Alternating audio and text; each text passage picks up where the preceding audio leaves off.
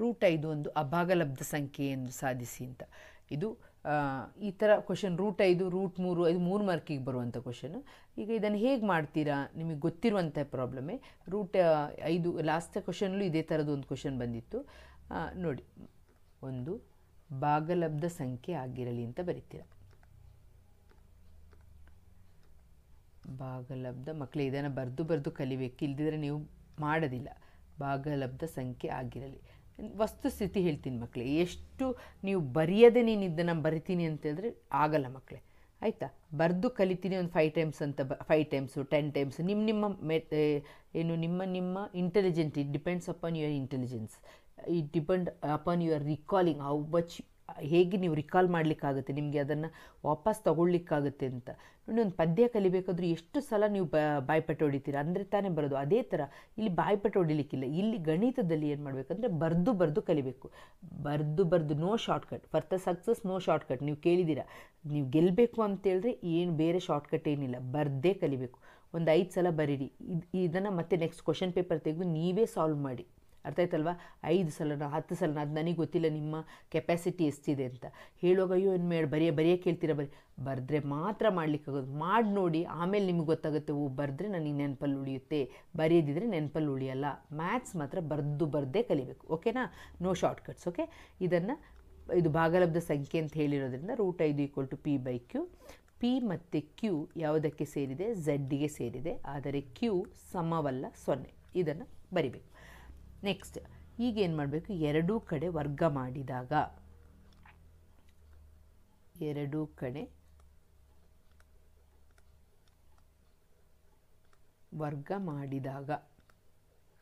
ವರ್ಗ ಮಾಡೋದು ಅಂತ ಹೇಳಿದ್ರೇನು? √5 ಹೋಲ್ ಸ್ಕ್ವಯರ್ ಅಂತ ಬರೆಯೋದು = p²/q². ಎರಡು ಕಡೆನೂ ವರ್ಗ ಮಾಡೋದಂದರೆ ಇಲ್ಲಿನೂ p² q² ಆಗುತ್ತೆ. ಈಗ ಏನಾಗುತ್ತೆ ಮಕ್ಕಳೇ, ಈ ರೂಟು ಈ ಸ್ಕ್ವಯರ್ ಈ 2 ಇದೆಯಲ್ವ, ಈ 2 ಮತ್ತು ಈ ರೂಟ್ ಕ್ಯಾನ್ಸಲ್ ಆಗಿ ನಮ್ಗೆ ಏನು ಉಳಿಯುತ್ತೆ? ಇಲ್ಲಿ 5.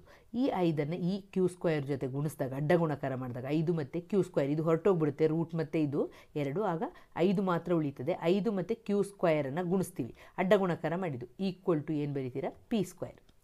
ಈಗ ನಾವು ಬರಿತೀವಿ p² ನಂಬರ್ ಉಂಟಲ್ವ, ಇದನ್ನು ಯಾವುದರಿಂದ ಭಾಗಿಸ್ಬೋದು? ಇದನ್ನು ಕೆಳಗೆ ಬರೆದ್ರೆ ಇದು 5ರಿಂದ ಭಾಗ ಆಗುತ್ತಲ್ವ. ನೋಡಿ, ನಾನು ಇಲ್ಲಿ ಬರಿತೀನಿ 5 q² = p². q² = p²/5 ಅಂತ ಬರಿಬೋದಾ ನಾನು? p²ಅನ್ನು 5 ಏನು ಮಾಡ್ತಾ ಇದೆ? ಭಾಗಿಸ್ತಾ ಇದೆ, ಅದನ್ನೇ ಬರಿತಾ ಇದ್ದೀನಿ. 5 ಅಂತ ಹೇಳುವ ನಂಬರು, ಈ ನಂಬರು ಯಾವುದನ್ನು ಭಾಗಿಸ್ತಾ ಇದೆ? 5 p² ಭಾಗಿಸುತ್ತದೆ, ಹೌದಾನೆ?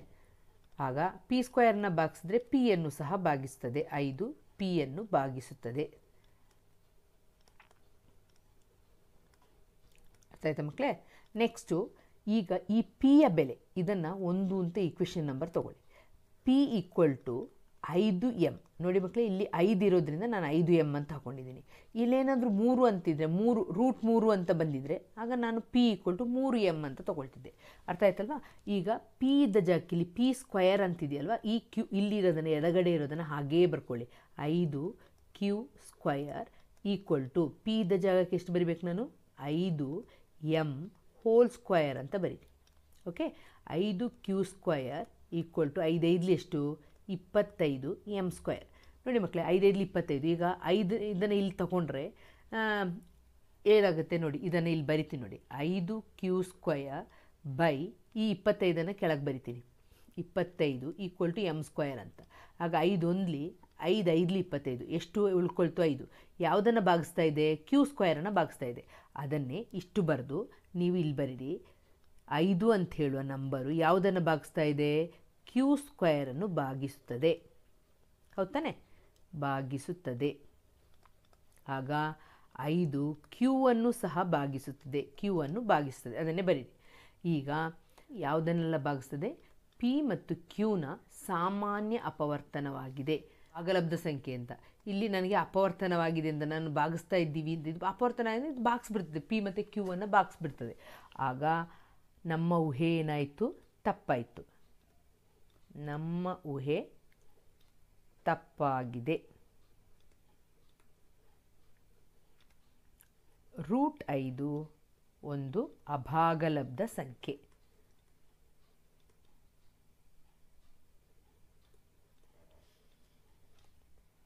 ಅಭಾಗಲಬ್ಧ ಸಂಖ್ಯೆ. ಅರ್ಥ ಆಯ್ತಾ ಮಕ್ಕಳೇ? ಇಷ್ಟೇ ಬಹುಪದೋಕ್ತಿಯ ಶೂನ್ಯತೆಗಳು -3 ಮತ್ತು 4 ಆದರೆ ವರ್ಗ ಬಹುಪದೋಕ್ತಿಯನ್ನು ಕಂಡುಹಿಡಿಯಿರಿ ಹಾಗೂ ಶೂನ್ಯತೆಗಳು ಮತ್ತು ಸಹಗುಣಕಗಳ ನಡುವಿನ ಸಂಬಂಧ ನೋಡಿ. ಮಕ್ಕಳೇ, ಶೂನ್ಯತೆ ಮತ್ತು ಸಹಗುಣಕ 3 ಮಾರ್ಕಿಗೆ ಬರ್ತಾ ಇದೆ. ಯೋಚನೆ ಇರಲಿ, ಶೂನ್ಯತೆ ಮತ್ತು ಸಹಗುಣಕ ಎಷ್ಟು ಮಾರ್ಕಿಗೆ ಬರ್ತಾ ಇದೆ? 3 ಮಾರ್ಕಿಗೆ ಬರ್ತಾ ಇದೆ. ಆದ್ದರಿಂದ ಶೂನ್ಯತೆ ಅಂತ ಹೇಳಿದ ತಕ್ಷಣ ನಿಮ್ಗೆ ಏನು ಯೋಚನೆ ಬರಬೇಕು? ಇದು 3 ಮಾರ್ಕಿಗೆ ಬರ್ತಾ ಇದೆ ಸಹಗುಣಕಗಳು. ಇಲ್ಲಿ ಶೂನ್ಯತೆ ಅಂತ ಹೇಳಿದ ತಕ್ಷಣ ನಿಮಗೆ ಆಲ್ಫಾ ಮತ್ತು ಬೀಟಾ ಅಂತ ಯೋಚನೆ ಬಂತಾ? ಅರ್ಥ ಆಯ್ತಲ್ವಾ? ಆಲ್ಫಾ ಪ್ಲಸ್ ಏನು ಮಾಡಬೇಕು? ವರ್ಗ ಬಹುಪದೋಕ್ತಿ ಮಾಡಬೇಕು. ವರ್ಗ ಬಹುಪದೋಕ್ತಿ ಅಂತೆ ಕ್ವಾಡ್ರಾಟಿಕ್ ಪಾಲಿನಾಮಿಯಲ್. ಏನು ಫಾರ್ಮುಲಾ ಇಲ್ಲಿ? x² minus alpha plus beta into X plus alpha into beta equal to 0. ಇಷ್ಟು ಗೊತ್ತಾಯ್ತು ಅಂತ ಹೇಳಿದ್ರೆ ಇಷ್ಟು ಸಾಕು. Alpha into beta. ಈಗ ಇಲ್ಲಿ ಆಲ್ಫಾ ಪ್ಲಸ್ ಬೀಟಾ ಬರ್ತದೆ, ಆಲ್ಫಾ ಇಂಟು ಬೀಟಾ ಬರ್ತದೆ ಅಲ್ವಾ? ಇದು ಬಂದೇ ಬರಬೇಕು. ಈಗ ಒಂದು ಆ ಶೂನ್ಯತೆ ಅಂದರೆ ಒಂದನ್ನು ಆಲ್ಫಾ ಅಂತ ತೊಗೊಳ್ತೀವಿ, ಇನ್ನೊಂದನ್ನು ಏನಂತ ತೊಗೊಳ್ತೀವಿ? ಬೀಟಾ ಅಂತ ತೊಗೊಳ್ತೀವಿ. ಓಕೆ, ಇಷ್ಟು ಹೇಳೋಷ್ಟರೊಳಗೆ ನೀವು ಪಾಸ್ ಮಾಡಿ ಲೆಕ್ಕ ಮಾಡಿರ್ತೀರಾ ಅಂತ ಯೋಚನೆ ಮಾಡ್ತೀನಿ. ಮಾಡಿ ಗೊತ್ತಾಗಿಲ್ಲದೆ ಅವ್ರಿಗೆ ಈಗ ನೋಡಿ ನಾನು ಮಾಡ್ತಾ ಇದ್ದೀನಿ. ಈಕ್ವಲ್ ಟು ಆಲ್ಫಾನ ಒಂದನ್ನು ನಾವೇನಂತ ತೊಗೋಬೇಕು? -3 ಪ್ಲಸ್ ಬೀಟಾವನ್ನು ಏನಂತ ತೊಗೊಳ್ಬೇಕು? 4. ಆಗ ನಮಗೆ ಆಲ್ಫಾ ಪ್ಲಸ್ ಬೀಟಾ ಕೂಡಿಸಿದಾಗ ಎಷ್ಟು ಬಂತು? +1 ಬರ್ತದೆ ಮಕ್ಕಳೇ. Alpha plus beta equal to ಇದು ಬೇಕು ನಮಗೆ ಲೆಕ್ಕ ಮಾಡಲಿಕ್ಕೆ. ಇದು ಸಹ ಇರಲಿ. ಆಲ್ಫಾ ಇಂಟು ಬೀಟಾ ಅಂತ ಹೇಳಿದ್ರೆ -3 ಇಂಟು 4. -3 4 ಅಂದರೆ -12 ಬರ್ತದೆ. ಅರ್ಥ ಆಯ್ತಾ? ಈಗ ಫಸ್ಟ್ ನಾವೇನು ಮಾಡಬೇಕಾಗಿದ್ದು? ವರ್ಗ ಬಹುಪದೋಕ್ತಿ ಬರೀಬೇಕು. ಇದು ಈಗ ಸದ್ಯಕ್ಕೆ ಬೇಡ, ಆದರೆ ಬೇಕು ನಮಗಿದು. ಈಗ ಕೊಟ್ಟಿರುವಂಥದ್ದು ಆಲ್ಫಾ ಪ್ಲಸ್ ಬೀಟಾ. ಈಗ ನಮಗೆ ಸಮೀಕರಣ ವರ್ಗ ಬಹುಪದೋಕ್ತಿ ಏನು? x² minus alpha plus beta into X plus alpha beta equal ಈ ಆಲ್ಫಾ ಬೀಟಾ. ಮಕ್ಕಳು ಏನು ತಪ್ಪು ಮಾಡ್ತೀರಾ ಅಂದರೆ ಇದೇ ತಪ್ಪು ಮಾಡ್ತೀರಾ ಮಕ್ಕಳೇ. ಮೈನಸ್ ಬರೆಯೋದು ಬಿಟ್ಟೋಗುತ್ತೆ. ಮೈನಸ್ ಬಿಟ್ಬಿಟ್ಟು ಬರ್ದಾಕ್ತೀರಾ. ಮೈನಸ್ ಇಲ್ಲ ಅಂತ ಹೇಳಿದ್ರೆ ಮುಗಿದೋಯ್ತು. ಅಲ್ಲಿ ತಪ್ಪು. ಈ ಮೈನಸ್ ಇರಲೇಬೇಕು. ಇದು ಫಾರ್ಮುಲಾದಲ್ಲಿರೋ ಮೈನಸ್. ಓಕೆನಾ? x² minus alpha plus beta ಅಂತ ಹೇಳಿದ್ರೆ ಎಷ್ಟು ಬಂದಿದೆ ನಿಮಗೆ? ಇಲ್ಲಿ 1 ಬಂತಲ್ವಾ? ಇದನ್ನು ಇಲ್ಲಿ ಹಾಕ್ತೀರ. 1x plus alpha into beta ಅಂತ ಹೇಳಿದ್ರೆ ಎಷ್ಟು ಬಂತು ನಿಮಗೆ? -12. ನೋಡಿ ಇಲ್ಲಿ -12 ಬಂದಿದೆ. ನಾನು -12 ಅಂತ ಬರಿತಾ ಇದ್ದೀನಿ. x² ಬ್ರ್ಯಾಕೆಟ್ ಹಾಕ್ಕೊಂಡಿದ್ದೀನಿ. -1x ಮೈನಸ್ ಇಂಟು ಪ್ಲಸ್ ಏನಾಗುತ್ತೆ? -12 ಬರ್ತದೆ. ಅರ್ಥ ಆಯ್ತಾ? ಇದು ಹೇಗೆ ಬಂತು ಮೈನಸ್ ಅಂತ? ಇದು ಮತ್ತು ಇದನ್ನು ಏನು ಮಾಡಬೇಕಾಗುತ್ತೆ? ಗುಣಿಸ್ಬೇಕಾಗ್ತದೆ. 1 + 1 ಮೈನಸ್ ಇರೋದನ್ನ ಮೈನಸ್ ಇಂಟು ಪ್ಲಸ್ ಏನಾಯಿತು? -12 ಬಂತು. ಈಗ ನೆಕ್ಸ್ಟ್ ಅವ್ರು ಕೇಳಿರೋದೇನು ಅಂತ ಹೇಳಿದ್ರೆ ಶೂನ್ಯತೆಗಳು ಮತ್ತು ಸಹಗುಣಕಗಳ ನಡುವಿನ ಸಂಬಂಧವನ್ನು ತಾಳೆ ನೋಡಿ ವೆರಿಫೈ ಮಾಡ್ಕೊಳ್ಳಿ ಅಂತ ಹೇಳಿದ್ದಾರೆ. Find the zeros of a polynomial and ರಿಲೇಷನ್ಶಿಪ್ಪನ್ನು ನೋಡಿ ಅಂತ ಹೇಳಿದ್ದಾರೆ. ಈಗ ಏನು ಮಾಡ್ತೀರಾ? ಇದರಲ್ಲಿ ಎ ಅಂತ ಹೇಳಿದರೆ ಎಷ್ಟು? ಎ ಅಂದರೆ 1 ಅಲ್ವಾ? ಬಿ ಅಂದರೆ ಎಷ್ಟು? ಇಲ್ಲಿ ಬಿ ಅಂತ ಹೇಳಿದ್ರೆ ಇದನ್ನು ನಾವು ಯಾವಾಗಲೂ ಯಾವ ರೂಪದಲ್ಲಿ ಕಂಪೇರ್ ಮಾಡ್ತೀರಾ? ax² plus bx plus C. ಈ ರೂಪದಲ್ಲೇ ನೀವು ಇದನ್ನು ಏನು ಮಾಡಬೇಕು? ನೋಡಬೇಕು, ಏನು ಕಂಪೇರ್ ಮಾಡಬೇಕು. ಇಲ್ಲಿ ಏನಿದೆ? ಎ ಇದ್ದ ಜಾಗದಲ್ಲಿ ಏನಿಲ್ಲ ಅಂದರೆ 1, ಬಿ ಇದ್ದ ಜಾಗದಲ್ಲಿ ಏನಿಲ್ಲ ಅಂದರೆ ಇಲ್ಲುಂಟು. ಬಿ ಇದ್ದ ಜಾಗದಲ್ಲಿ ಏನಿದೆ? -1 ಇದೆ. ಅದನ್ನು ಕರೆಕ್ಟ್ ಬರ್ಕೊಳ್ಳಿ. -1 ಅದೇ ಈ ಮೈನಸ್ ಬರ್ತದಲ್ಲ ಅದು ಇಂಪಾರ್ಟೆಂಟ್. ಸಿ ಈಕ್ವಲ್ ಟು ಎಷ್ಟು ಬರ್ತದೆ? -12. ಈಗ ಅವ್ರು ಏನು ಹೇಳಿದ್ದಾರೆ? ಶೂನ್ಯತೆಗಳನ್ನು ನಡುವಿನ ಸಂಬಂಧ. ಆಗ ನಾವು alpha plus beta equal to ಏನು ಸೂತ್ರ? -b/a. -b ಇಲ್ಲಿ ಸೂತ್ರದಲ್ಲೇ ಮೈನಸ್ ಇದೆ. ನಮಗೆ ಮೈನಸನ್ನು ಹಾಕ್ತೀರಾ. ಬಿ ಅಂತ ಹೇಳಿದ್ರೆ ಏನು? -1. ಆಗ ಬ್ರ್ಯಾಕೆಟ್ ಹಾಕಿ -1 ಹಾಕೋದು. ಇದು ನೀವು ಮಾಡಲ್ಲ. ನೀವೇನು ಮಾಡ್ತೀರಿ? ಇಲ್ಲಿ ಮೈನಸ್ ಉಂಟು, ಸುಮ್ಮನೆ 1 ತೆಗೆದು ಹಾಕ್ತೀರಾ. ಅಲ್ಲಿಗೆ ತಪ್ಪಾಯ್ತು ನಿಮ್ಮ ಲೆಕ್ಕ. ಏನು ಮಾಡಬೇಕು? -1 ಇರೋದನ್ನು ಬ್ರ್ಯಾಕೆಟ್ ಹಾಕಿ -1/a ಅಂತ ಹೇಳಿದ್ರೆ 1. ಮೈನಸ್ ಇಂಟು ಮೈನಸ್ ಏನಾಗುತ್ತೆ? +1. ಯೋಚನೆ ಮಾಡ್ಕೊಳ್ಳಿ. +1/1 ಅಂದರೆ 1. ಆಲ್ಫಾ ಪ್ಲಸ್ ಬೀಟಾ ಅಂದರೆ 1. ಈಗ ಆಲ್ಫಾ ಇಲ್ಲಿ ನೋಡಿ, ನಮಗೆ ಆಲ್ಫಾ ಪ್ಲಸ್ ಬೀಟಾ ಮಾಡಿದಾಗ ನಮಗೆ ಎಷ್ಟು ಬಂದಿತ್ತು? ಇಲ್ಲಿ 1 ಬಂದಿತ್ತು ತಾನೆ. ಈ ಕಡೆ ಆಲ್ಫಾ ಅಂತ ಹೇಳಿದ್ರೆ ನಾವು ಏನು ತೊಗೊಂಡಿದ್ವಿ? -3 ಪ್ಲಸ್ 4 ಅಂತ ತೊಗೊಂಡಿದ್ವಿ. ಆಗ 4ರಿಂದ 3 ಕಳೆದ್ರೆ 1. ಸೂತ್ರಕ್ಕೆ ಹಾಕಿದಾಗೂ ನಮಗೆ 1 ಬಂದಿದೆ. ಆಗ ಇದು LHS = RHS ಆಯಿತು. ಅಂದರೆ ಎಡಬದಿ ಬಲಬದಿ ಸಮ ಬಂತು. ಅದೇ ಕೇಳಿರೋದವ್ರು ತಾಳೆ ನೋಡಿ ಬಂದಿದ್ದು ಸರಿ ಇದೆಯಾ ಅಂತ ತಾಳೆ ನೋಡಿದಾಗ ಇದಾಯಿತು. ಓಕೆ, ನೆಕ್ಸ್ಟು ಏನು ಕಂಡುಹಿಡಬೇಕು? Alpha into beta equal to ನಮಗೆ ಸೂತ್ರ ಏನು ಗೊತ್ತು? c/a ಅಂತ ಗೊತ್ತು. ಈಗ ಆಲ್ಫಾ ಅಂತ ಹೇಳಿದ್ರೆ ನಮ್ಗೆ ಗೊತ್ತು 3 4 12 ಬರೆದಿಟ್ಟಿದ್ದೀವಿ. ನಮಗೆ ಬಂದಿದೆ -12 ಅಂತ. ಸಿ ಅಂತ ಹೇಳಿದ್ರೆ ಇಲ್ಲಿ ಎಷ್ಟಿದೆ ಮಕ್ಕಳೇ? -12 ಇದೆ. ಸಿ ನೋಡಿ -12. ಸೊ ಸೊ -12 ಬೈ ಎ ಅಂತ ಹೇಳಿದ್ರೆ 1.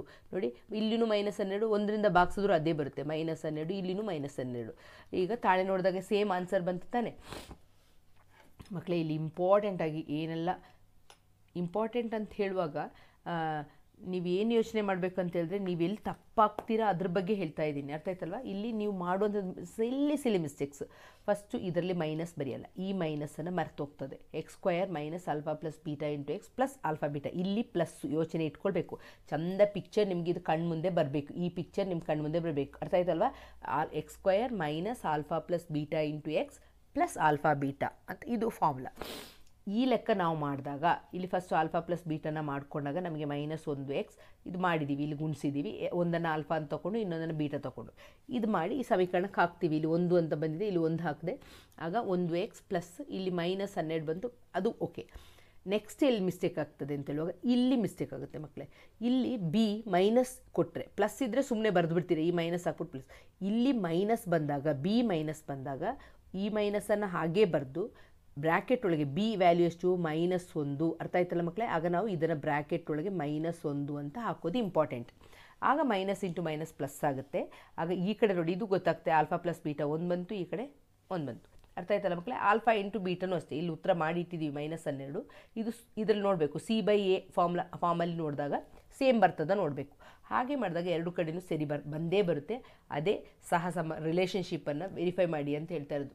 ಓಕೆ, ಬಹುಪದೋಕ್ತಿಯ ಏನಂತ ಹೇಳಿದ್ರೆ ಸಹಗುಣಕಗಳ ಸಂಬಂಧವನ್ನು ತಾಳೆ ನೋಡಿ ಅಂತ ಕೇಳ್ತಾ ಇರೋದು, ಅರ್ಥ ಆಯ್ತು ಅಂತ ತಿಳ್ಕೊಳ್ತೀನಿ. ಇದರ ಮಿಸ್ಟೇಕ್ ಮಾಡೋದೇ ಇಲ್ಲ ಇದು ಅಂತ ಯೋಚನೆ ಮಾಡ್ತೀನಿ ನೀವು, ಆಯಿತಾ. 3 ಮಾರ್ಕ್ಸ್ದು ಕ್ವಶನ್. ನೆಕ್ಸ್ಟ್ ಕ್ವಶನ್ ಅದರಲ್ಲೇ ಅಥವಾ ಅಂತ ಕೇಳಿದ್ದಾರೆ, ಕೇಳಬಹುದು, ಈ ಥರ ಬೇಕಾದರೂ ಕೇಳ್ಬೋದು. ಏನು ಕೇಳಿದರೆ, ಆಲ್ಫಾ ಬೀಟಾ ಮತ್ತು ಶೂನ್ಯತೆಗಳನ್ನು ಹೊಂದಿರುವ ಒಂದು ವರ್ಗ ಬಹುಪದೋಕ್ತಿಯಲ್ಲಿ ಅಲ್ಲಿ alpha plus beta equal to ಏನಂತ ಕೊಟ್ಟಿದ್ದಾರೆ, alpha plus beta equal to ಎಷ್ಟು ಕೊಟ್ಟಿದ್ದಾರೆ, -3 ಅಂತ ಕೊಟ್ಟಿದ್ದಾರೆ. Alpha into beta equal to 2 ಅಂತ ಕೊಟ್ಟಿದ್ದಾರೆ. ಆಗಿರುವ ಒಂದು ವರ್ಗ ಬಹುಪದೋಕ್ತಿಯನ್ನು ಬರೆಯಿರಿ ಅಂತ ಆಲ್ರೆಡಿ ಇದು ಕೊಟ್ಬಿಟ್ಟಿದ್ದಾರೆ. ವರ್ಗ ಬಹುಪದೋಕ್ತಿ ಅಂತ ಹೇಳಿದ ತಕ್ಷಣ x² ಮೈನಸ್ ಕ್ವಾಡ್ರಾಟಿಕ್ ಪಾಲಿನಾಮಿಯಲ್ ಮಕ್ಕಳೇ alpha plus beta into X plus alpha into beta. ಈಗ x² ಹಾಗೆ ಬರೀತೀರಾ, ಮೈನಸ್ ಆಲ್ಫಾ ಪ್ಲಸ್ ಬೀಟಾ ಏನು ಕೊಟ್ಟಿದ್ದಾರಲ್ಲಿ -3, ಆಗ -3 ಹಾಗೆ ಬರೀರಿ. X plus alpha into beta ಎಷ್ಟು ಬಂದಿದೆ ಮಕ್ಕಳೇ 2. ಇಲ್ಲಿ ಮೈನಸ್ ಇಂಟು ಮೈನಸ್ ಏನಾಗುತ್ತೆ, +3x ಪ್ಲಸ್ 2 ಆಯಿತು, ಅರ್ಥ ಆಯ್ತಲ್ವಾ. ಇದೇನಿದು, ಇದು ನಮ್ಮ ವರ್ಗ ಬಹುಪದೋಕ್ತಿ. ಆದರೆ ನೆಕ್ಸ್ಟ್ ಏನು ಕೇಳಿದ್ದಾರೆ ಇದನ್ನು ಕೊಟ್ಬಿಟ್ಟು, ಇದು ಕೇಳಿದ್ದು ಫಸ್ಟ್ ಕ್ವಶನ್, ಇದಕ್ಕೆ 1.5 ಮಾರ್ಕ್ ಕೊಡ್ಬೋದು. ಇನ್ನೊಂದು 1.5 ಮಾರ್ಕ್ದು ಪ್ರಶ್ನೆ ಇದೆ, ಆಲ್ಫಾ ಮೈನಸ್ ಬೀಟಾವನ್ನು ಕಂಡುಹಿಡೀರಿ ಅಂತ. ಇದೊಂದು ಸೂತ್ರ ಮಕ್ಕಳೇ, ಆಲ್ಫಾ ಮೈನಸ್ ಬೀಟಾ ಇದು ಈ ರೀತಿ ಬರುತ್ತೆ ಮಕ್ಕಳೇ, a minus B whole square equal to a plus B whole square minus 4ab ಅಂತ ಸೂತ್ರ. ಓಕೆ, ಏನಿಲ್ಲ, ಜಸ್ಟ್ ಅಡ್ಜಸ್ಟ್ಮೆಂಟ್. ಈ a minus B whole square ಬರಬೇಕಾದ್ರೆ ಇಲ್ಲಿ ಆಲ್ಫಾ ಮೈನಸ್ ಬೀಟಾ, ಈಗ ನಾನು alpha minus beta whole square equal to ಏನಂತ ಬರಿತೀನಿ, alpha plus beta whole square minus 4 into alpha into beta ಅಂತ ಬರೀತೀನಿ. ಎ ಬದಲಿಗೆ ಆಲ್ಫಾ ಹಾಕಿದ್ದೀನಿ, ಬಿ ಬದಲಿಗೆ ಬೀಟಾ ಹಾಕಿದ್ದೀನಿ, ಓಕೆನಾ. ಇದು ಸೂತ್ರ ಇರುವಂಥದ್ದು. ಈಗ ಆಲ್ಫಾ ಪ್ಲಸ್ ಬೀಟಾ ಅಂತ ಹೇಳಿದ್ರೆ ಏನು ಅಂತ ಕೊಟ್ಟಿದ್ದಾರೆ ಅವರು, -3, ಆಗ -3 hole square minus 4 into alpha beta ಅಂತ ಹೇಳಿದ್ರೆ ಎಷ್ಟು ಕೊಟ್ಟಿದ್ದಾರೆ 2. ಆಗ -3 ಹೋಲ್ ಸ್ಕ್ವೇರ್ ಅಂದರೆ ಅರ್ಥ ಏನು, -3ಅನ್ನು 2 ಸಲ ಹಾಕ್ಕೊಂಡು ಗುಣಿಸಿ ಅಂತ ಅರ್ಥ. ಮೈನಸ್ ಇಂಟು ಮೈನಸ್ ಏನಾಯಿತು, ಪ್ಲಸ್ 3 ಎಷ್ಟು 9, ಆಗ 9 ಮೈನಸ್ 4 2 ಎಷ್ಟು 8, 9ರಿಂದ 8 ಕಳೆದ್ರೆ ಎಷ್ಟು ಮಕ್ಕಳೇ 1. Alpha minus beta whole square equal to 1. ಆಗ ಆಲ್ಫಾ ಮೈನಸ್ ಬೀಟಾ ಅಂದರೆ ಎಷ್ಟು ಬರ್ತದೆ, ಒಂದೇ ತಾನೆ, √1, ವರ್ಗಮೂಲ 1ರದ್ದು ವರ್ಗಮೂಲ ಎಷ್ಟು, ಒಂದೇ ಬರುತ್ತೆ. ಆಗ ಆಲ್ಫಾ ಮೈನಸ್ ಬೀಟಾದ ಬೆಲೆ ಎಷ್ಟು, 1. ಅರ್ಥ ಆಯ್ತಲ್ಲ ಮಕ್ಕಳೇ, ಈಸಿ ಇದೆ ಅಲ್ವಾ. ಇಲ್ಲಿ ಇದೊಂದು ಮಾತ್ರ ಕಲಿಬೇಕು, a minus B whole square equal to a plus B whole square minus 4ab. ಇದು ಹೇಗೆ ಬರ್ತದೆ ಅಂತ ಹೇಳಿದ್ರೆ, ಇದು ಸೇಮ್ ಮಕ್ಕಳೇ ನೋಡಿ, ಇಲ್ಲಿ ಏನಂತ ಹೇಳಿದ್ರೆ, ಇಲ್ಲಿ a minus B whole square ಉಂಟಲ್ವಾ, ಈಗ ನಾನು ಏನು ಬರಿತೀನಿ, a plus B whole square ಅಂತ ಹೇಳಿದ್ರೆ ಇದನ್ನು ಸೂತ್ರದ ವಿಸ್ತರಿಸಿ ಬರೀರಿ, a² plus B square plus 2ab ಅಲ್ವಾ. ಇಲ್ಲಿ -4ab ಅಂತ ಬರಿದೆ, -4ab ಅಂತ ನೋಡಿ ಮಕ್ಕಳೇ. ಇಲ್ಲಿ 4ab ಇಂದ 2ab ಕಳೆದ್ರೆ ನನಗೆ a² plus B square minus 2ab ಅಂತ ಬರಿಬೋದಾ ಮಕ್ಕಳೇ? ಇದೇ ಇದ್ರದ್ದು ಫಾರ್ಮುಲಾದು ವಿಸ್ತರಿಸಿದಾಗ ಇದೇ ತಾನೇ ಫಾರ್ಮುಲಾ ಬರ್ತದಲ್ವಾ?